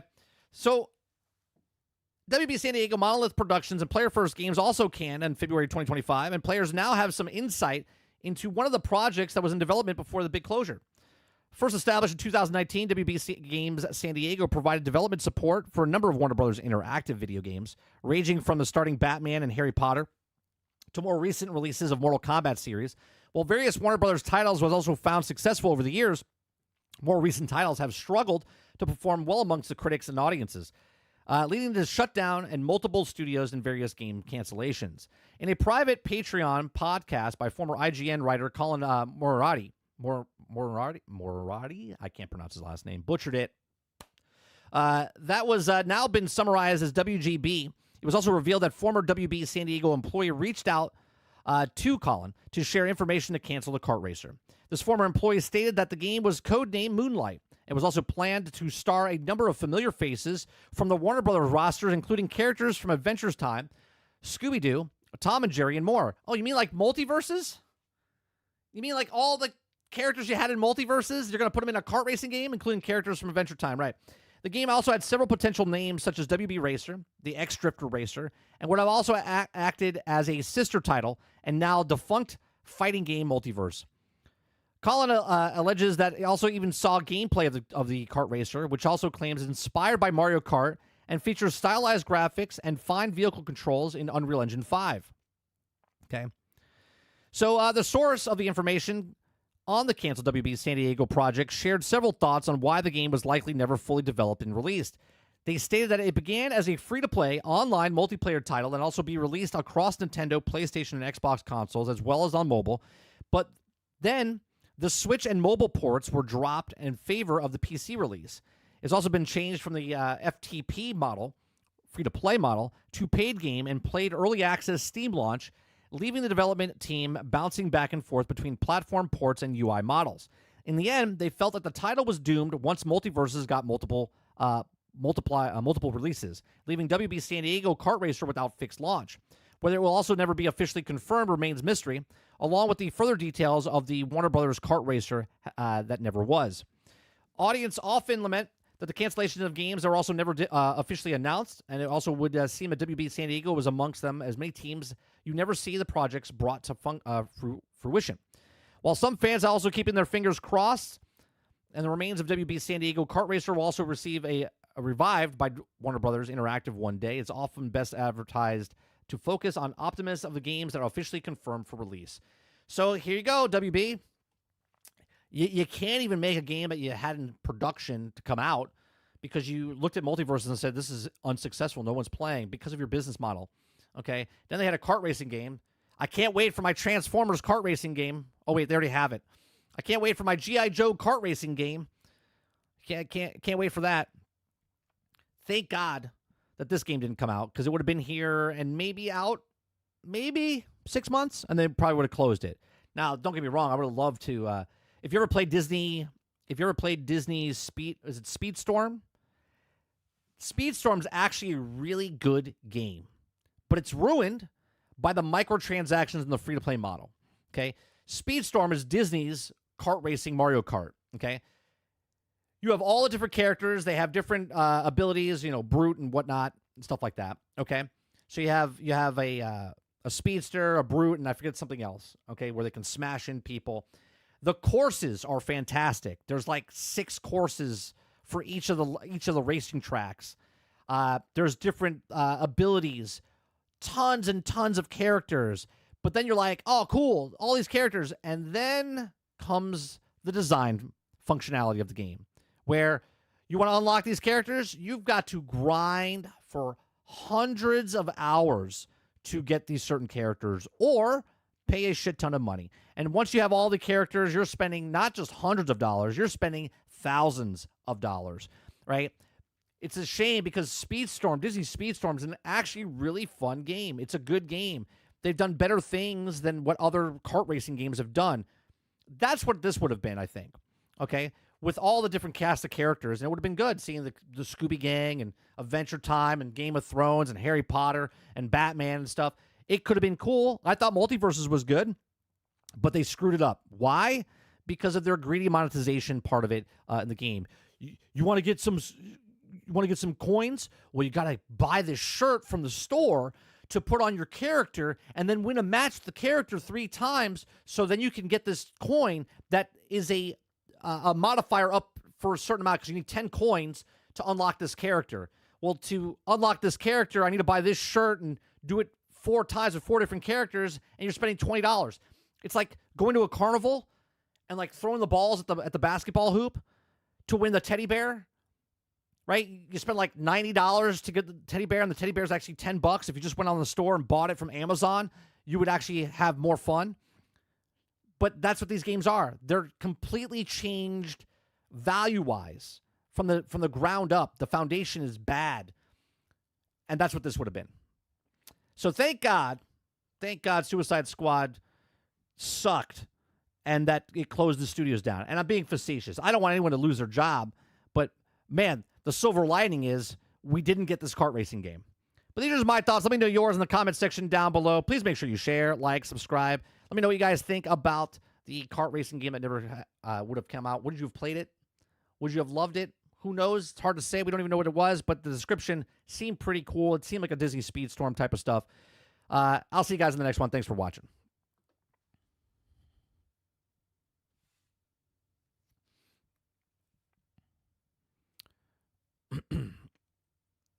Let's see here. Kyle says, if WB didn't make the smooth brain decision to take Multiverses offline and re-release it a year later, it feels the game would have also still be going strong if it just worked out like every other game. All they had to do was stop with the greedy microtransactions. I'm not saying they didn't have to take out all the microtransactions, right? They could have just took out, like, I shouldn't have to buy a t-shirt to put on Velma to win 10 matches with Velma in the PvE section, so then I could take those currencies and put it towards another character. It's dumb.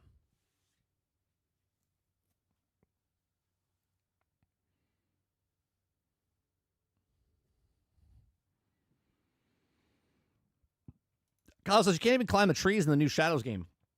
Not sure about all trees, but this was an example where you could just bug out trying to climb a tree.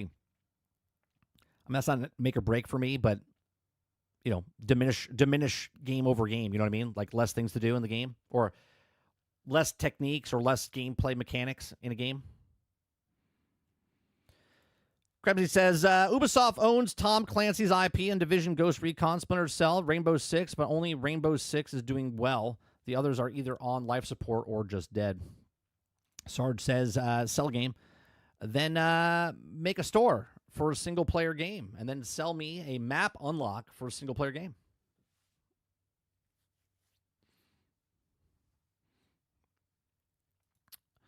Good Papa. Thank you much for the $2 super chat. These kart racers aren't so wizard.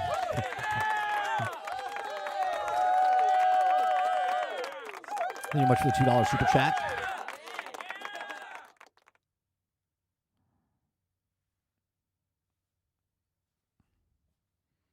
Whoa, Nate, spoiler alert.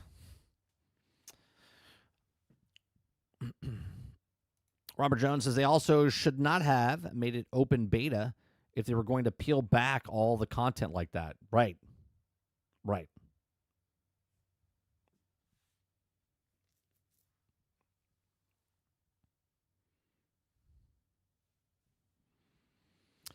We're done with Division 2. I mean, I played it for years.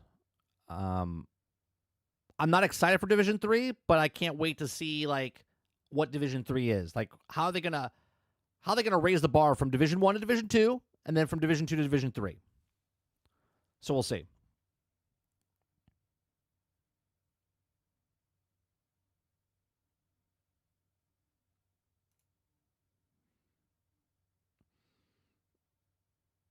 All right. We got another story here about Minecraft. Minecraft comes out April 4th. Okay. Minecraft is adding a live event and DLC tied into the movie, complete with Jack Black. You can turn. I think these are free, by the way. My son watched the live event this Saturday. It says, with Minecraft movie headed to theaters on April 4th, it should come as no surprise that the game is based on adding a bunch of content linked to the release of Minecraft, is adding downloadable content from the film, as well as a live event that's even a free skin pack that you can also look like the movie characters. That's cool, right?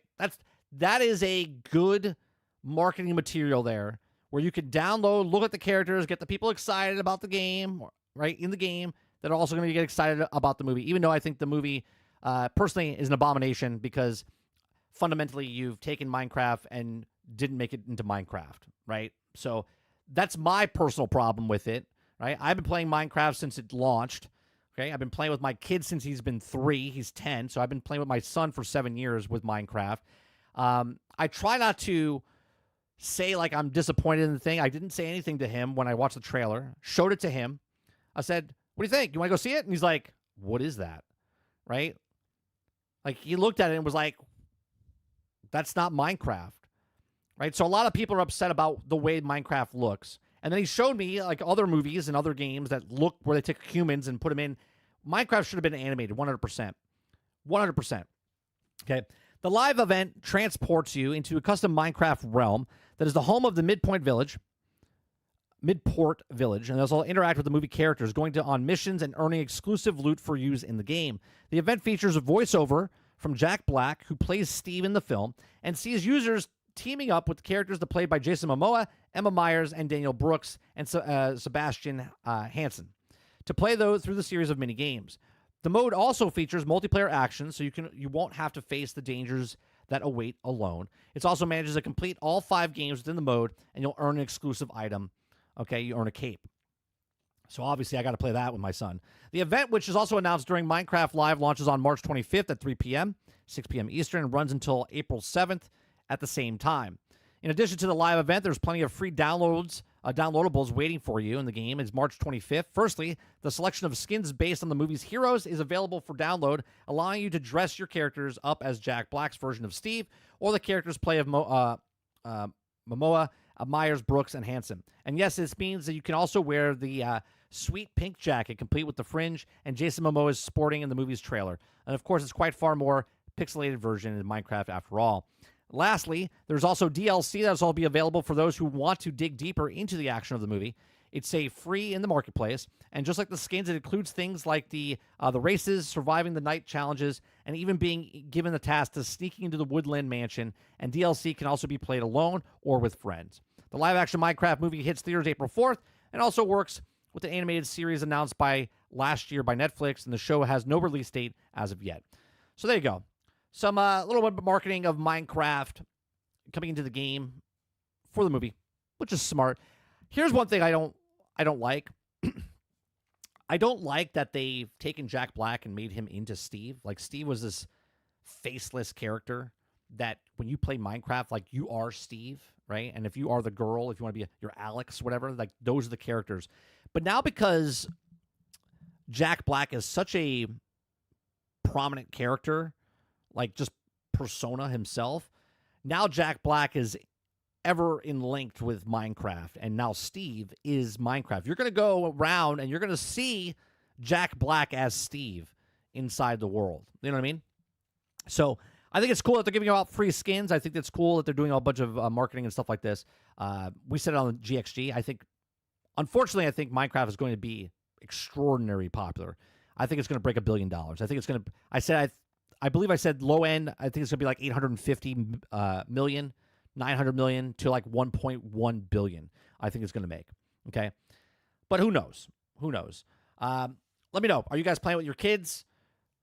Do you like this Minecraft movie coming out? Do you think it looks good? Do you think it looks okay? I think it's a smart move for putting the promotion, obviously, inside the game. Promote the movie. Dude says, yeah, let's get back Jack Black in the Minecraft because we all wanted this.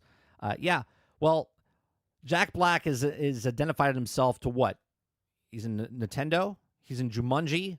He's in Minecraft, and he did the voiceover for Borderlands. So, like, the man is, like, video game. Like, he's just capitalizing all on the video game stuff, isn't he? We're going to go talk about this movie in a second.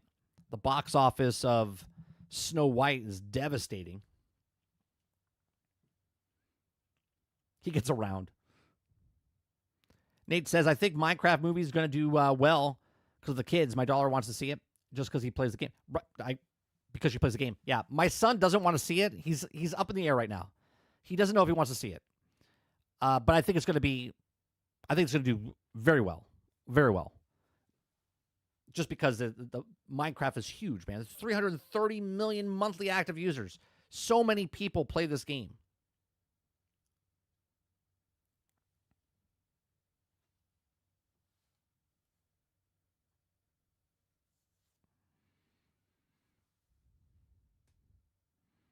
Yeah, they have the Happy Gas, I think it's called, right? Jones, my son was telling me about it, which I think is cool for if you play in survival. If you get one of these gas where you can train him or tame him, whatever, then you can ride on top of him with a saddle, and then you can ride on him. And now in creative mode, or not in creative mode, in survival mode, you can now float and hover.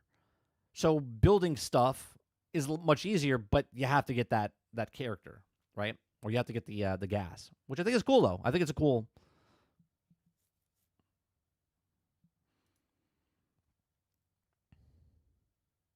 No, I haven't talked about the movie yet, Travis.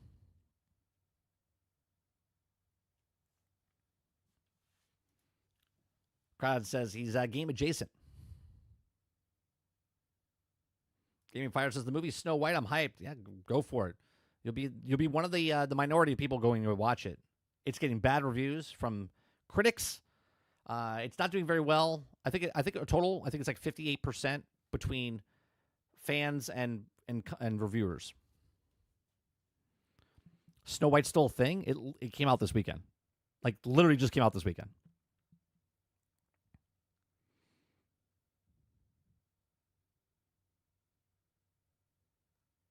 Unfortunately, Krebsy, that's not going to happen. Like, I can't believe they're not doing it, but that's what they're doing.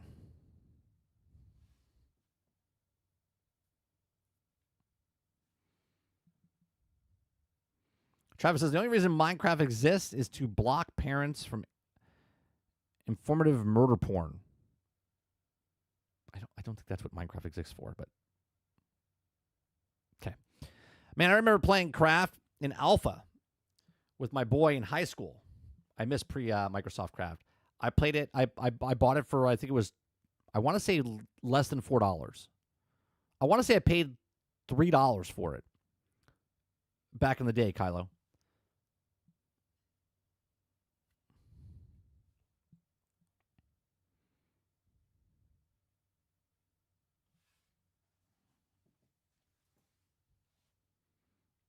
I think, look, I think Minecraft's one of the best games ever created. Not as story element or anything like that. I've said it before, and I'll say it all the time. Video games are supposed to be fun. And what Minecraft does and teaches and makes you experiment and do a whole bunch of stuff, like, it's amazing. It's amazing for kids. Okay? That's why they use it in education. That's why there's a school edition. It's such an amazing game. Right? Now, if you look at it, is it a Mass Effect? No. But that's not what I'm not comparing it to that. Like, just as a whole. Okay? Yeah, there's a story, but it's not, when I'm talking about, Travis, it's not like what you get for AAA games and stuff like that, right? It's an amazing game, though.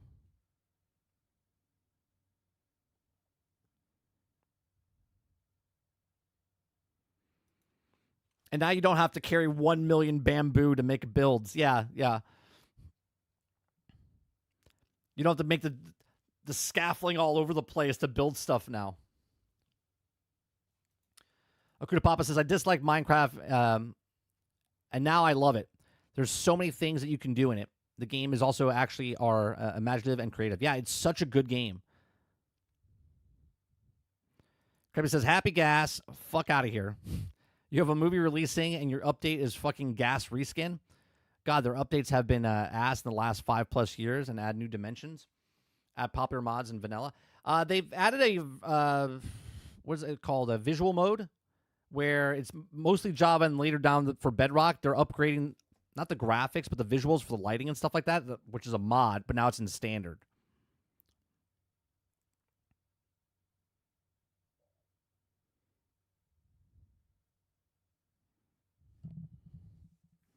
I was so confused when I played Minecraft on Xbox, and there was an actual ending. Oh yeah, when you fight the Ender Dragon.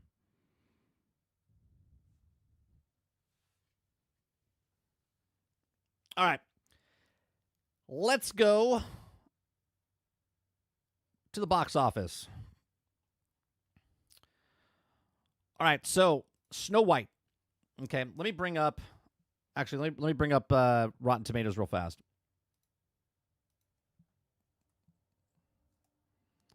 Rotten Tomatoes. Let me bring up Box Office Mojo.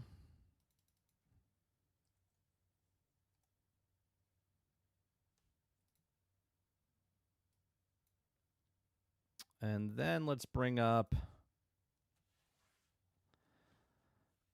was it the numbers?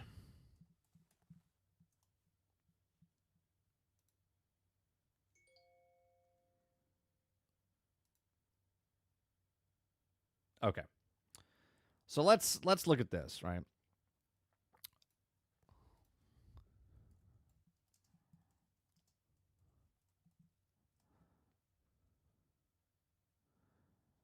Can you do... I want to do Disney live action stuff. I guess I can go Disney. You got Snow White. We're going to bring up some live action and compare it to it for a second.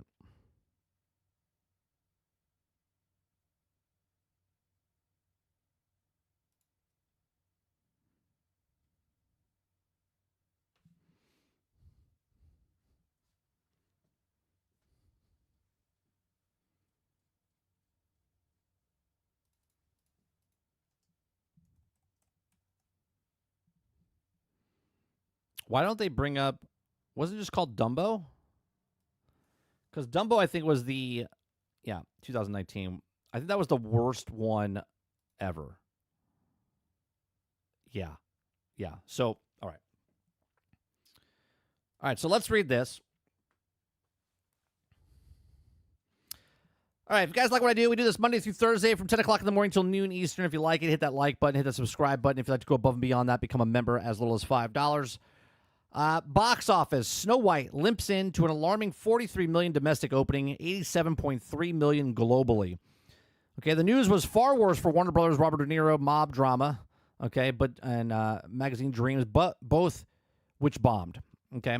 So trouble is brewing for the controversy laden with Snow White and the live-action remake of the iconic 1937 animated film and put Walt Disney film empire on the map, right? This is the first movie. This is where it all started for Disney. It all started with Snow White and the Seven Dwarfs, and because of this movie, made the next movie, and the next movie, and then we got Disney World, and we got the park, and we got everything else, right? We got the whole animated kingdom started because of this thing, okay?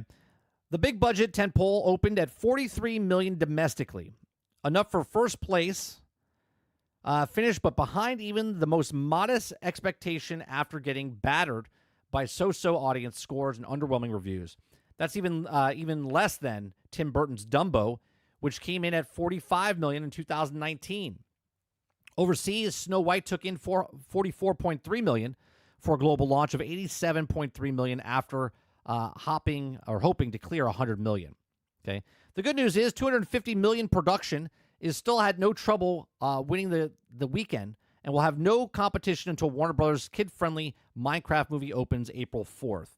So April 4th. So right now, they have this week and then next week. So they got one more weekend and two full weeks, like work weeks. Okay. It is spring break in some places and whatnot, but I don't really know if that's going to make a big difference. Okay.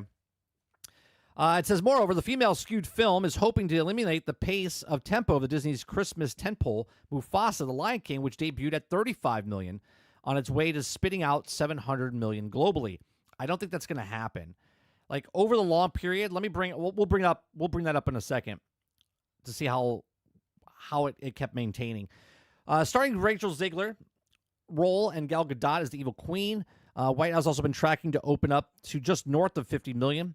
Although Disney had been conservative in putting out a range of 45 million to 55 million, even with 43 million, it's the second biggest opening of the year to date behind the fellow Marvel Disney tentpole Captain America Brave New World, which are awful. Terrible. Okay? Brave New World made more for this than this. Both of them are about 100 million lower than what movies usually come out at. Just to put that in perspective. Okay, was placed number 3 in the 6th weekend, and 4.1 million cleared the 400 million mark globally, including domestic cum of 192.1 million. All told, Disney lays claim to 35% of all 2025 box office revenue. This goes back into another video I had, which you can watch on Nerding with 30, talking about how Disney is cannibalizing the movie industry, the movie theaters, because they have to have their theaters in certain theaters for a certain period of time, which that means other movies that come out can't get into the big theaters, which then can't make enough money. And then when the movies like this bomb in theaters, nobody's coming to the actual theaters because they're not making enough money because people are not going to see their movies anymore, which is hurting the theaters itself, okay? Because they can't move those theaters out to the smaller theaters and then can't put the big movies that come out that are actually making more money, okay? So Snow White is a rare Disney live-action remake that earned a B-plus cinema score for an audience almost every film has received, from variation of an A grade. Still, amongst moviegoers under the age of 18, the movie received an A-minus cinema score. Okay, director Mark Webb, Snow White arrived in theaters loaded with the baggage after these buff delays and controversies, being the backlash over casting Ziegler in a particular role because of the color of her skin. It wasn't because of her skin. It was because of other things, and then it started turning into the skin. But, she's also made no secret of her support for the Palestine people, and Gadot, who is also Israeli, also come under scrutiny in remarks regarding the Gaza conflict. These two didn't get along on set. There's a bunch of stuff going on behind the scenes as well, where Gadot's followers, fans, hate Rachel Ziegler, and Rachel Ziegler's fans hate Gal Gadot. So there's a lot going on there. There's a lot to unpack for this. Why it's not just because Rachel Ziegler is not a Snow White. Okay. In terms of other Disney live-action princesses remakes, Beauty and the Beast astound when opening at $174.6 million domestically in mid-March of 2017, not adjusted for inflation. In spring of 2015, Cinderella debuted at $67.9 million, and Maleficent launched at $69 million. Can you see a trend?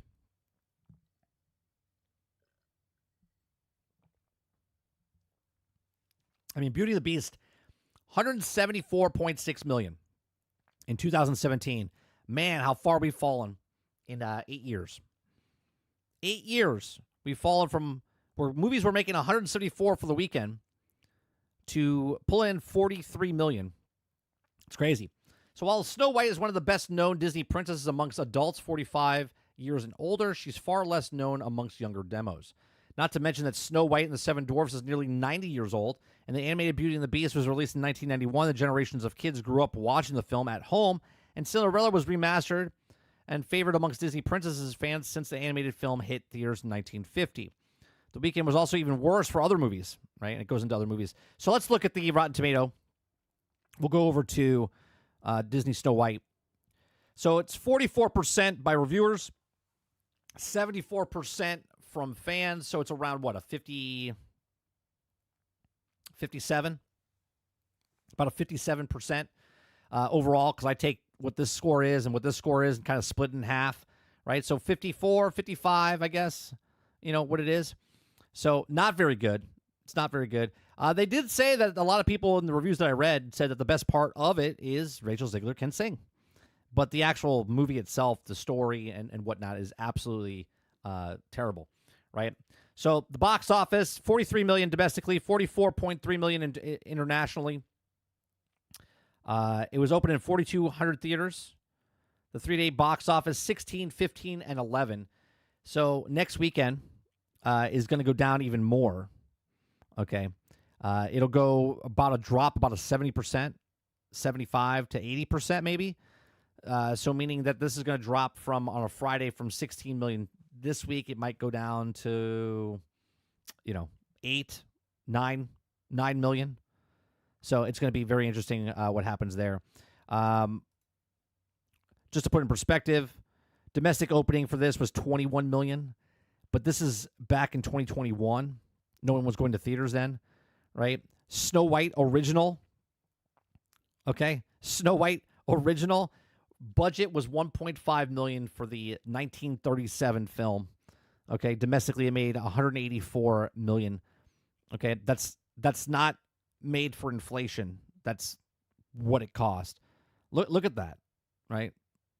Like, that's what it made. That's crazy. This is what kicked it off, man. This is what started the original thing. Okay. Dumbo, when it came into theaters, it made 45 million. This is one of the worst movies that they came out with. And this one beat that. Okay. So let's see real fast. Mufasa. I think it was Mufasa, right?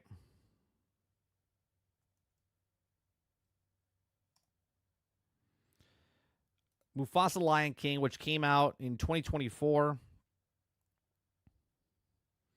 Made 253 domestic, 464 international, 717 million. So let's look at what it started to do. Okay. It just kept consistent. Friday, Saturday, Sunday, right? If you look at the drop, the following week it went to 12, 12, 13. The following week, it didn't fall that much. It kept pretty consistent across the board, and then it drops dramatically, right? So it must have made all of its money internationally. Yeah, it made double the money internationally, right? I don't know. It doesn't look like Snow White. There's a lot of interest going on. It's about the same. So we'll see what happens. But this is another loss. But I said this in the very beginning of the show. It doesn't really matter that Disney fails here, and Disney failed with Brave New World, because there are movies that are coming out later this year, okay, that at the end of the year, they have this anchor. I don't know if you've heard of it. It's called Avatar, okay?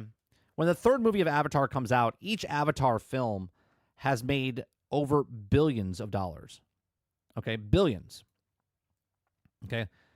Just to put it, okay, Avatar,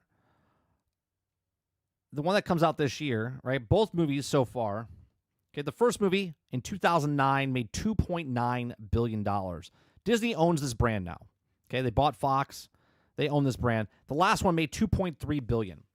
$2.3 billion. If it just drops, let's just say from 2.9 to 2.3, and let's say it drops another $600 million. Okay, we're talking at $1.7 billion. Okay, so $1.7 billion just for this movie at the end. Okay, and the budget, obviously, it's making a shit ton of money. So if Snow White comes out and fails, and Brave New World comes out and fails, and the Thunderbolts comes out and fails, and whatever movie, Fantastic Four comes out and fails, all of these movies for Disney might fail, but the safety net is Avatar. Avatar at the end of the year is a safety net for them, and they'll be profitable by the end of the year, right? But that's how it works, right? 7 out of 10 movies will fail. 3 make profit. 2 of the 3 make barely profit or just a little over profit, and then 1 is a massive blockbuster. Avatar is that massive blockbuster. I don't see in any other world, okay, right? I don't see in any other world. Oh, absolutely, Kylo, right? If Lilo and Stitch comes out, it looks like a one-to-one recreation. It looks pretty good, okay? But even if that movie bombs, the Avatar film at the end of the year is going to save Disney regardless. And they will make money and be profitable at the end of the year in the movie industry, right? And that's how it works. It's a numbers game. I think they're putting out 14 films this year, 15 films this year. I think it's 12 for Disney and then 3 for Fox. But together, I think it's like 14 or 15 films total, and they'll make money at the end of the year. So let me know what you guys think about Snow White. Obviously, are you going to go watch it? Are you going to take the family, the kids, to go see this film? You have no interest in it, let me know in the comment section down below. Let me know in the live chat. Please make sure you share, like, subscribe. If you like what I do here, please make sure check out some of our other videos. Thanks for watching.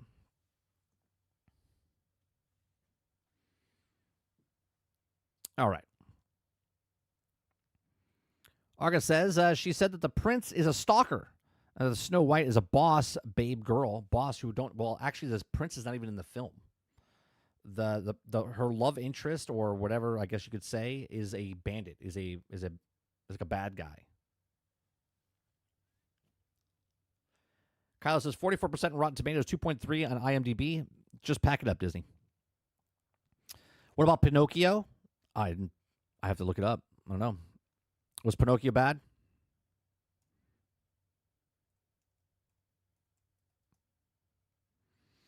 Pinocchio in 2022. Oh my God. Gee, they don't even mention that. Holy Christ. Look at this. Did it not come out? Did it not come out domestically? Did they cancel it? It only came out internationally and only made 33. Did they not release it? I'm so confused right now. I don't remember them. I remember hearing about it. I don't understand.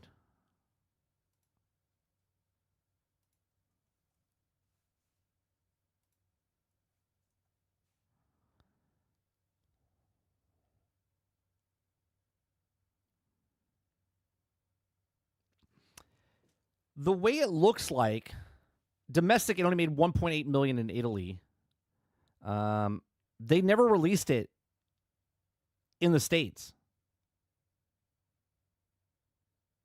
I think they scrapped it.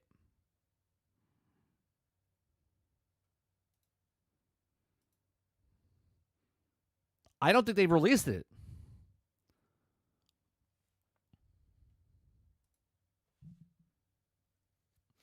Artists don't make the movies for the money, Mike.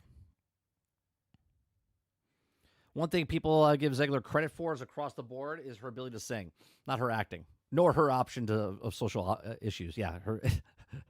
Just they're gonna make actors in Disney sign the shut the fuck up contracts where they're not allowed to say anything.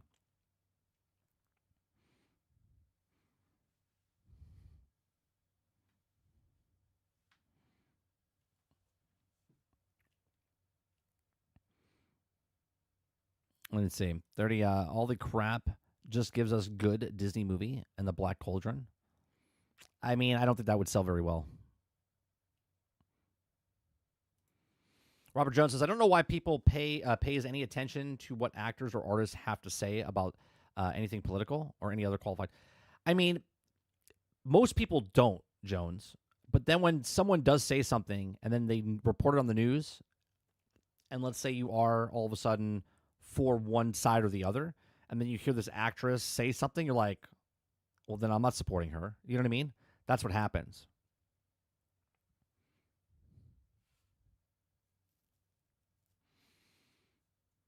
Summer park competition between Disney and Universal this year is going to be nutty. Disney's giving out they're taking $200 off their annual passes right now. They're going to be hurting in a bit. Universal's not letting you buy tickets, annual passes for that park, Sarge. You can't buy annual passes for the new park. You have to buy day passes, and they're booked solid until right now, I think in July, till July. The only way you can get tickets right now is if you stay in the hotels, or you have to book outside of August or July, or whatever it is.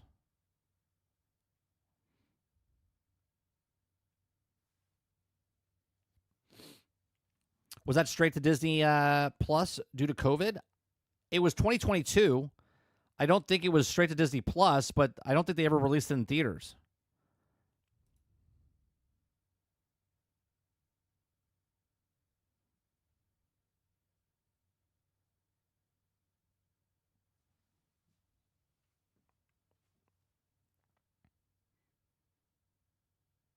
That's 2022, though. Hold on, because Black Widow came out in 2021. They weren't still moving movies straight to DVD or straight to Disney Plus at that point, because they lost so many other movies before that came out.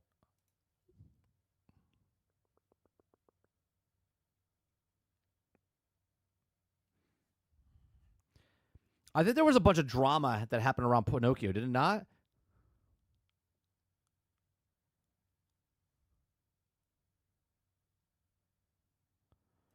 Company says Disney Plus has released a first look image of its upcoming new live action Pinocchio, which also premiered exclusively on streaming service this September. I remember something. I didn't even think it came out. That's why when you said Pinocchio, I was like, did it come out? I remember seeing footage of it, and then people hated it, like the sneak peek, whatever they had, and then they went back and like redid it, if I'm not mistaken. But Tom Hanks is not getting good light right now either, so.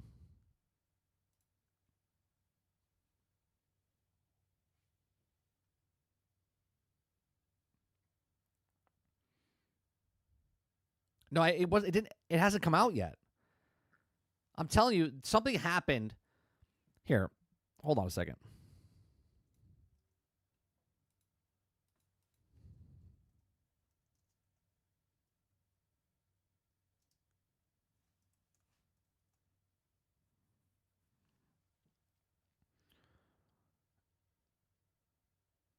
Television series, Pinocchio, comedy, drama, mystery. No.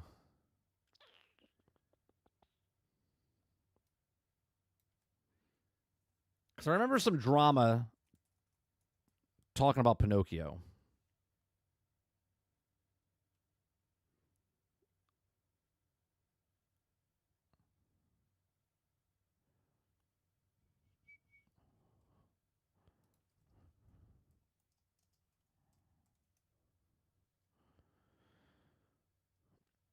Okay, let's see.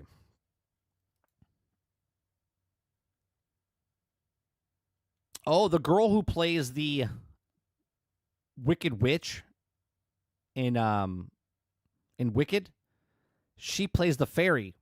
See, I remember this. I remember the fairy. The fairy, they had controversy with the fairy because they made her black, like Tinkerbell's black now, right? I remember that.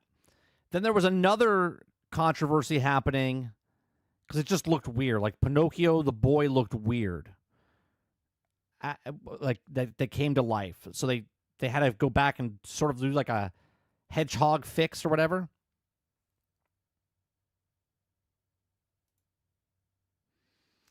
American musical fantasy directed by Robert Zemeckis from a screenplay of Zemeckis, produced by Walt Disney Pictures, Depth of Field.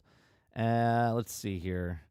Development of the live-action Pinocchio began in 1985 with Jim Henson, and they moved that to 2015. Film script before being replaced in 2017, who also went to produce, and then that got changed. Zemeckis was confirmed as director January of 2020. By November of 2018, it was reported that Hanks was early in talks of Geppetto. He passed on the project after the King's departure, but rejoined in August of 2020. The main cast was announced on January and March of 2021. Principal photography began in March of 2021 before finishing the following month. Pinocchio was released on September 8th, 2022 by Disney Plus as an original film. As part of the Disney Plus Day, critical reception was negative, and the film received 6 Golden Raspberry Award nominations, winning Worst Remake, Ripoff, or Sequel. So it was released on Disney Plus, but then pulled. Okay. So, because it came out in September. It came out September 8th, 2022 on Disney Plus as an original film and was part of Disney Plus Day.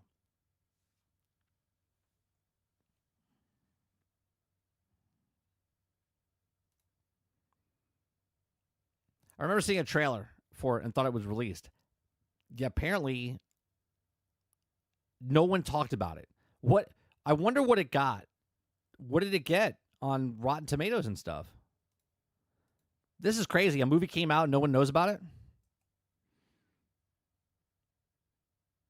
Oof. Well, you know what?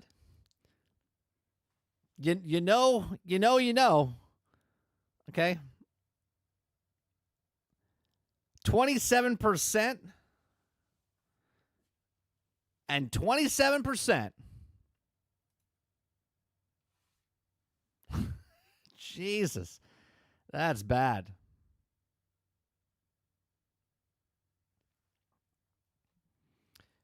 If Disney was smart, they would also sign a NDA to shut her mouth. I think that's what they're going to do in the future for a lot of these characters.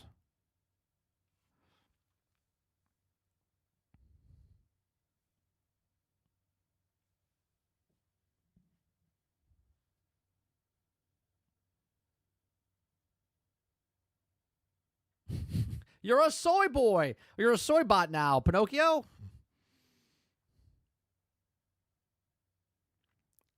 That's crazy.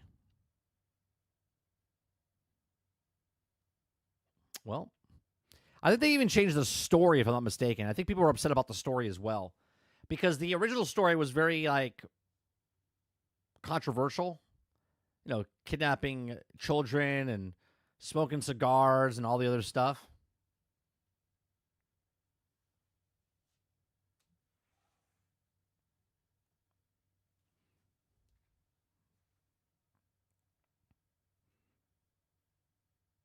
That's worse than the Kong game. Yeah, that's.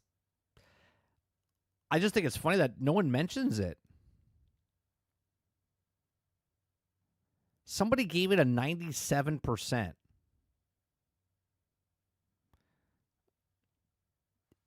I don't think you could take any of these people seriously. So the highest is a 97%. Hold on a second.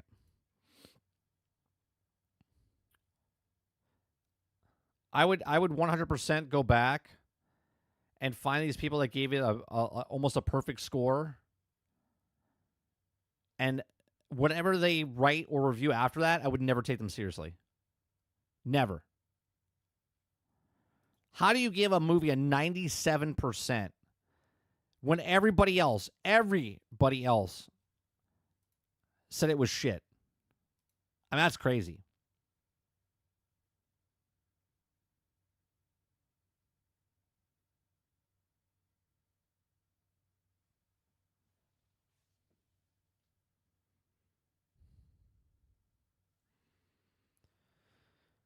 Travis says, do we have any idea what the order of the Giants story expansion for Indiana Jones is going to be? I'm trying to decide if I want to get the premium or just the standard.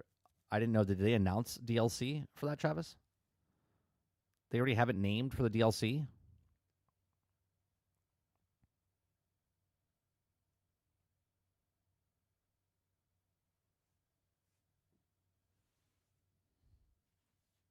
I know they said they're going to continue supporting it. But that's not coming out anytime soon, I don't think. You're gonna buy a premium edition to what? Get the DLC 3 years from now?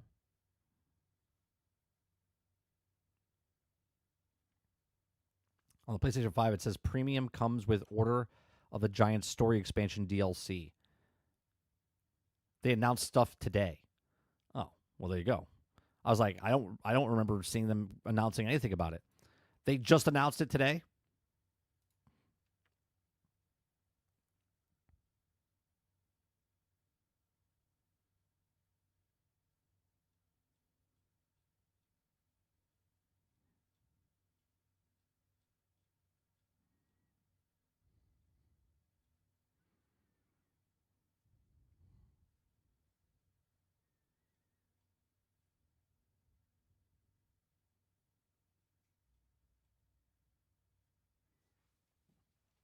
There you go. Collector's Edition.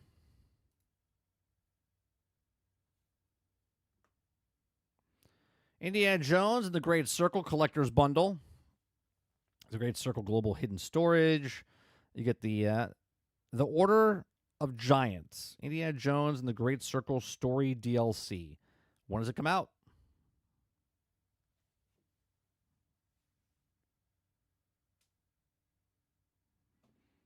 When do they come out with that?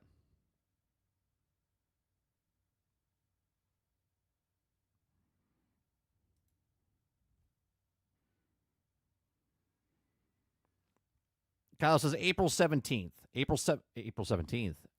Talking to me or someone else for the date? Am I missing that on here? Not available in all regions.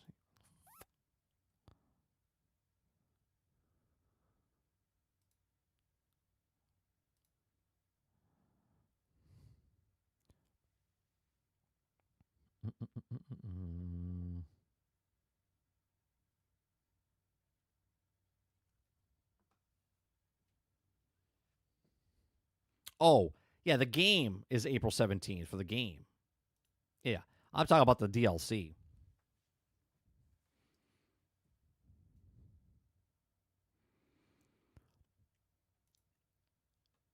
Good Papa says 38 Pinocchio is still on Disney Plus. Okay. I'll be sure not to watch it. I am not watching a movie that has a 27% by both fans and critics alike. I'll trust them. If I take this number and average it to this number, it still equals shit.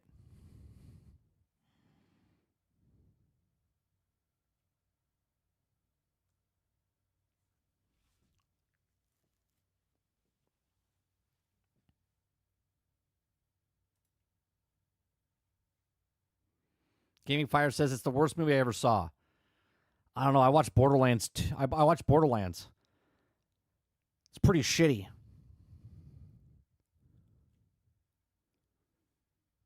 It's pretty shitty.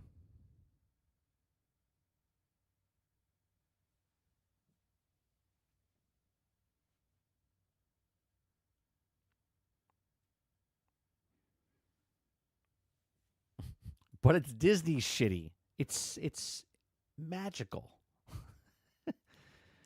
It's magical.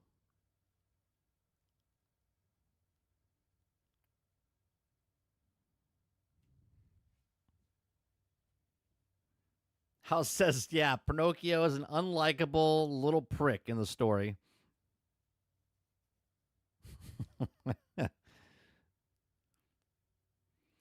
This is what Xbox Store says about DLC. DLC availability to provide at a later date. Thanks, Cribsy.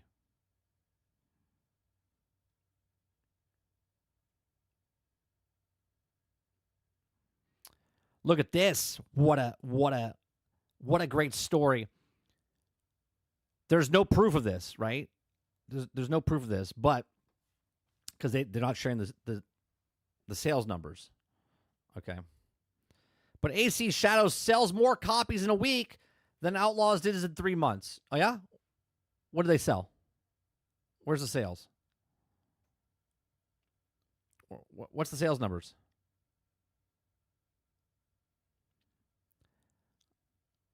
I don't see any sales numbers.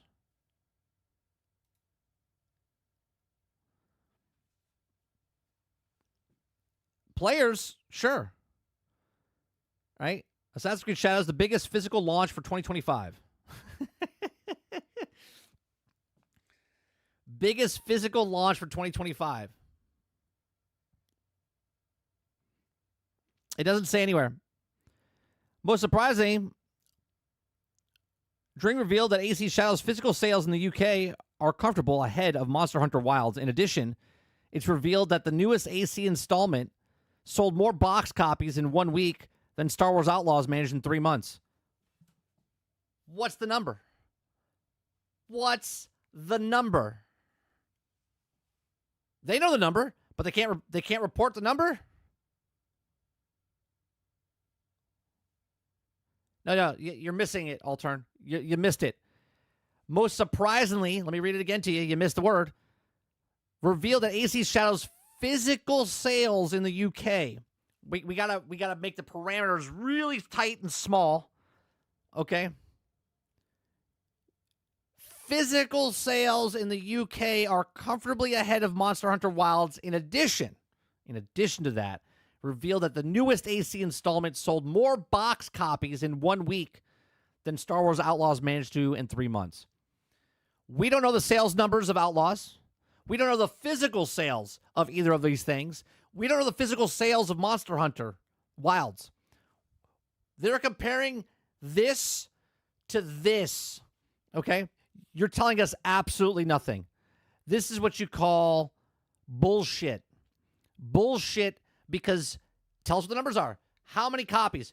Star Wars Outlaws could have sold 2 copies, and AC Shadows sold 6 copies, right?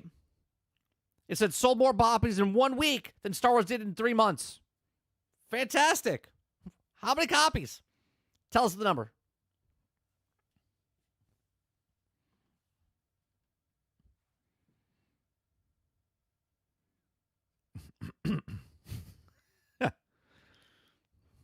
Fucking ridiculous.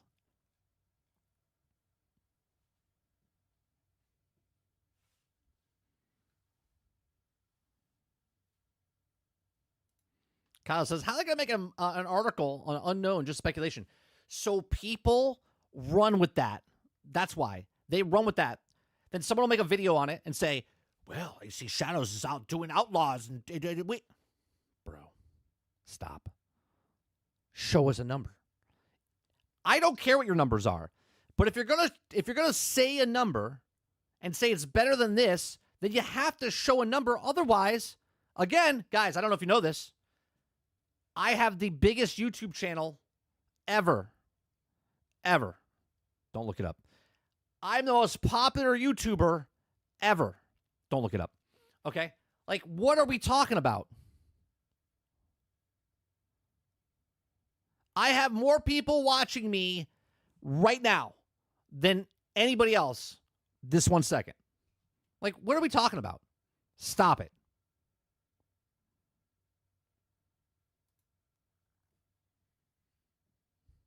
Whose article is this? Videogamer.com. Videogamer. There you go, Sarge. There's the name. There's the name.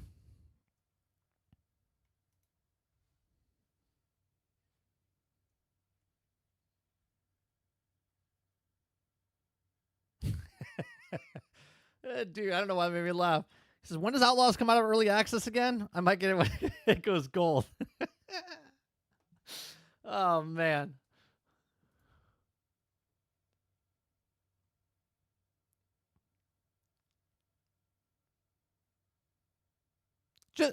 Just tell us when it's sold. Why with all this, like, hoopla, right? We can figure it out, right? We can figure it out, right? Because I'm sure in the UK, they keep track of physical sales, right? So if we find out one of the physical sales for the month is, let's say, 100 copies, then we know AC Shadows sold less than that, if that's number one. You see what I'm saying?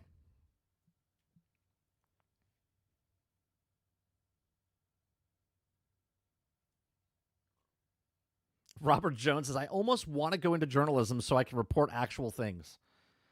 Make Star Wars shitty make Star Wars shitty so AC gets better numbers. Right? Think about that. Think about that. Let's compare it to our other game.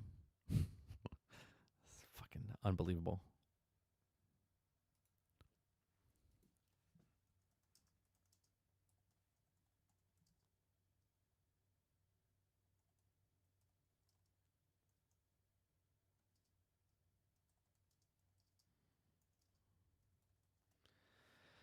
Let's see. Let's see. The gamer. See, when you type in stuff, Star Wars Outlaws sold 1 million copies since it launched. Okay. Star Wars Outlaws sales appear to have complete. Wait, let's see.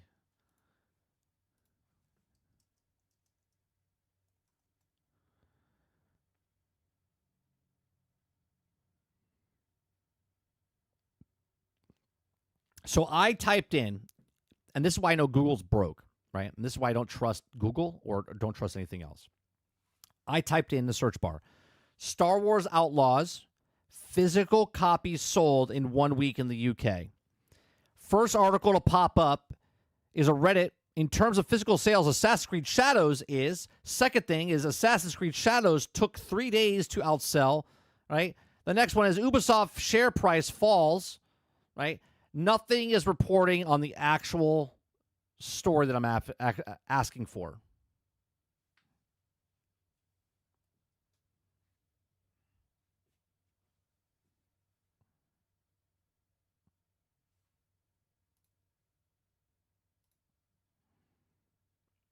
Let's see. Let's go with this one. This is from September. Star Wars Outlaws sales estimated about 800,000 units by August end per analyst. Okay. With so many big titles occupying headlines in September, it's easy to forget that Star Wars Outlaws launched less than 3 weeks ago. As one of Ubisoft's blockbuster releases, it's been no news on its sales or even the celebration of publisher. However, it's estimated to have sold about 800,000 units on PlayStation 5 and Xbox Series X per analyst Piers Harding Rolls. Okay, so let me break this down for you. There is no sales numbers, zero actual confirmation sales numbers of Star Wars Outlaws. Estimation is to have sold around 800,000 units. So now they're comparing a brand new game to a game that didn't have sales numbers, but to a fake estimation, and then saying it sold more than this estimation of this game in physical copies in the UK. Get out of here. Get out of here.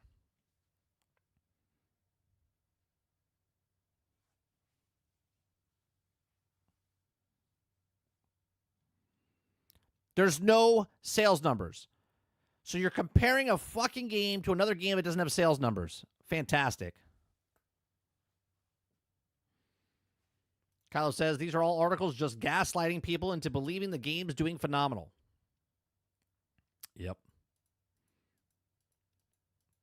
You know when you know a game is doing well, Kylo? When the company comes out and says it.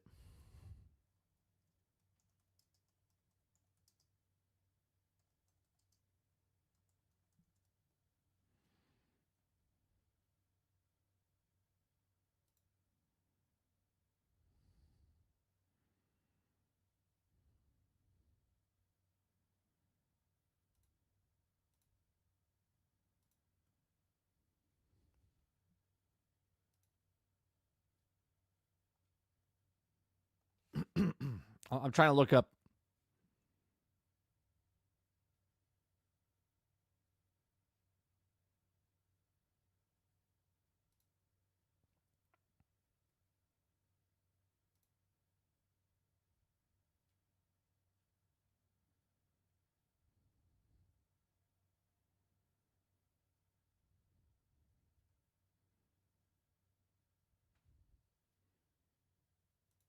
Like when they come out, Wuhong says we sold this many. Pal World, we sold this many. Sold, right?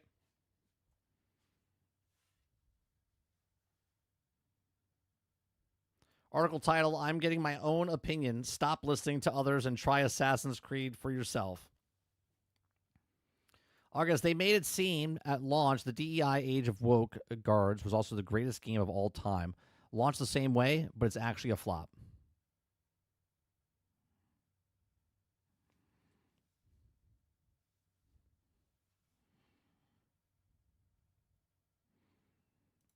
It's okay to estimate and guess, but tell you are doing that. Not no profit is making stuff up. Yeah, it's just stupid to me, Jones. It's to look. I estimate and guess all the time. I'll be like, I think it sold this many, right? Obviously, I'm not a reporter, right? Based on what we read, and then I give you my thoughts and opinions off the thing, and I'm giving you. But I'm not saying my opinion is fact. I don't do what Travis used to do, right?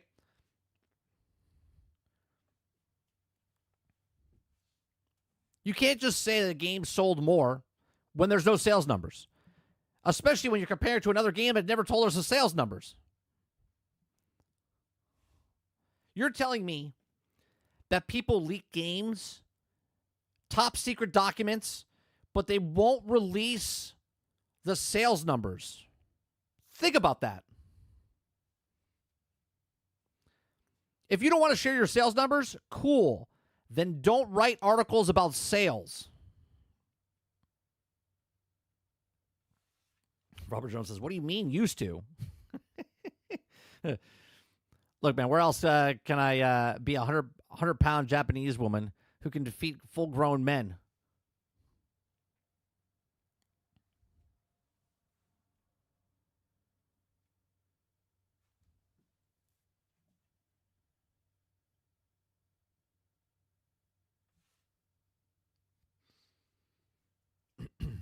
It's crazy. I just don't understand how people do it.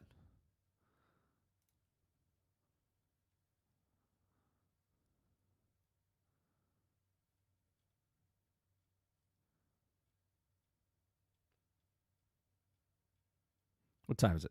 1:45.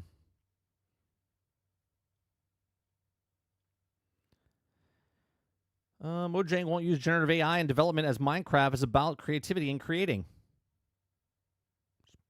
We'll just mark that. I want to take that, copy the link. Let's put that in because I have a feeling like 4 years from now, when we see an article of Minecraft is using generative AI, that's what we're going to see. That's what we're going to see.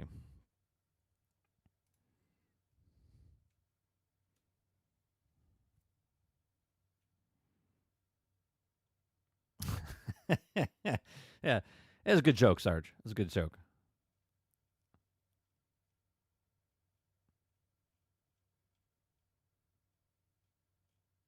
I'm not going to read it. Dragon Age Veilguard supposedly coming to Game Pass. I mean, it came to PlayStation Plus. I don't see why it wouldn't come to Game Pass.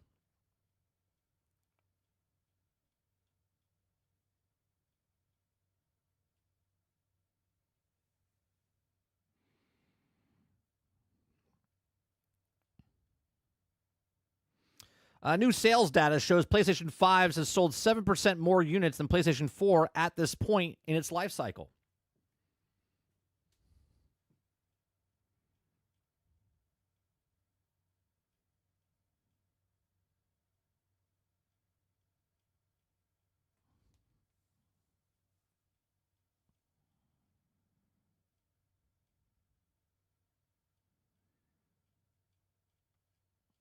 I'm just scrolling through Twitter, seeing what else is going on. Get a great circle. We got that one. Okay. Release date not being revealed yet could be disastrous for some analysts say. Oh, well, let's take that. We might talk about that tomorrow. We'll put that in the story, submitted stories. That could be something.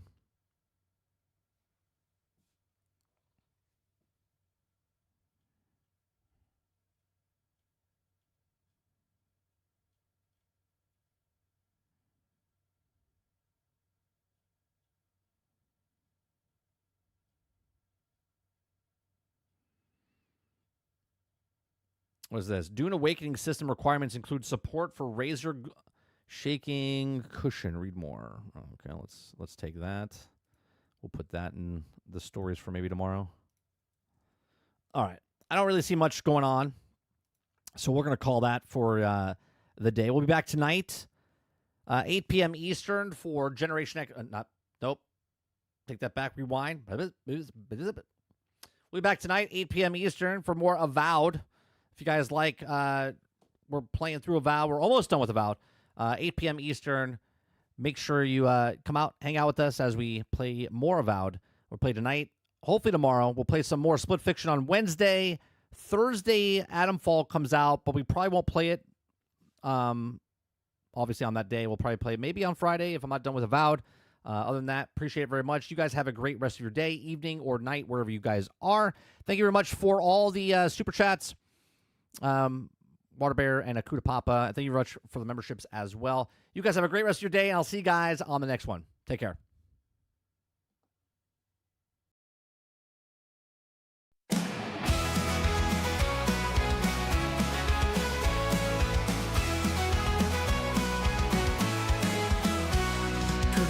Sunshine, rise and shine. The daily grind is here on time with gaming news and fun galore. We'll chat and entertain once more. The coffee's hot, the mic is on. Jump in the chat, let's have some fun. From pixels small to stories grand, we bring the magic to your hand. We're nitty tuned in daily, don't you miss entertainment. Wrapped in bliss, from new releases, tips and tricks, the daily grind, your morning fix. Controller ready, headset too, we've got the updates just for you. From late night streams to morning plays, we cover gaming always. Controller ready, headset too, we've got the updates just for you. From late night streams to morning plays, we cover gaming always. Laughs and news, our winning blend, the show with you, our dearest friend. Comments rolling, chats alive, the daily grind, 5-star vibe. Tune in daily, don't you miss entertainment, wrapped in bliss. From new releases, tips and tricks, the daily grind, your morning fix.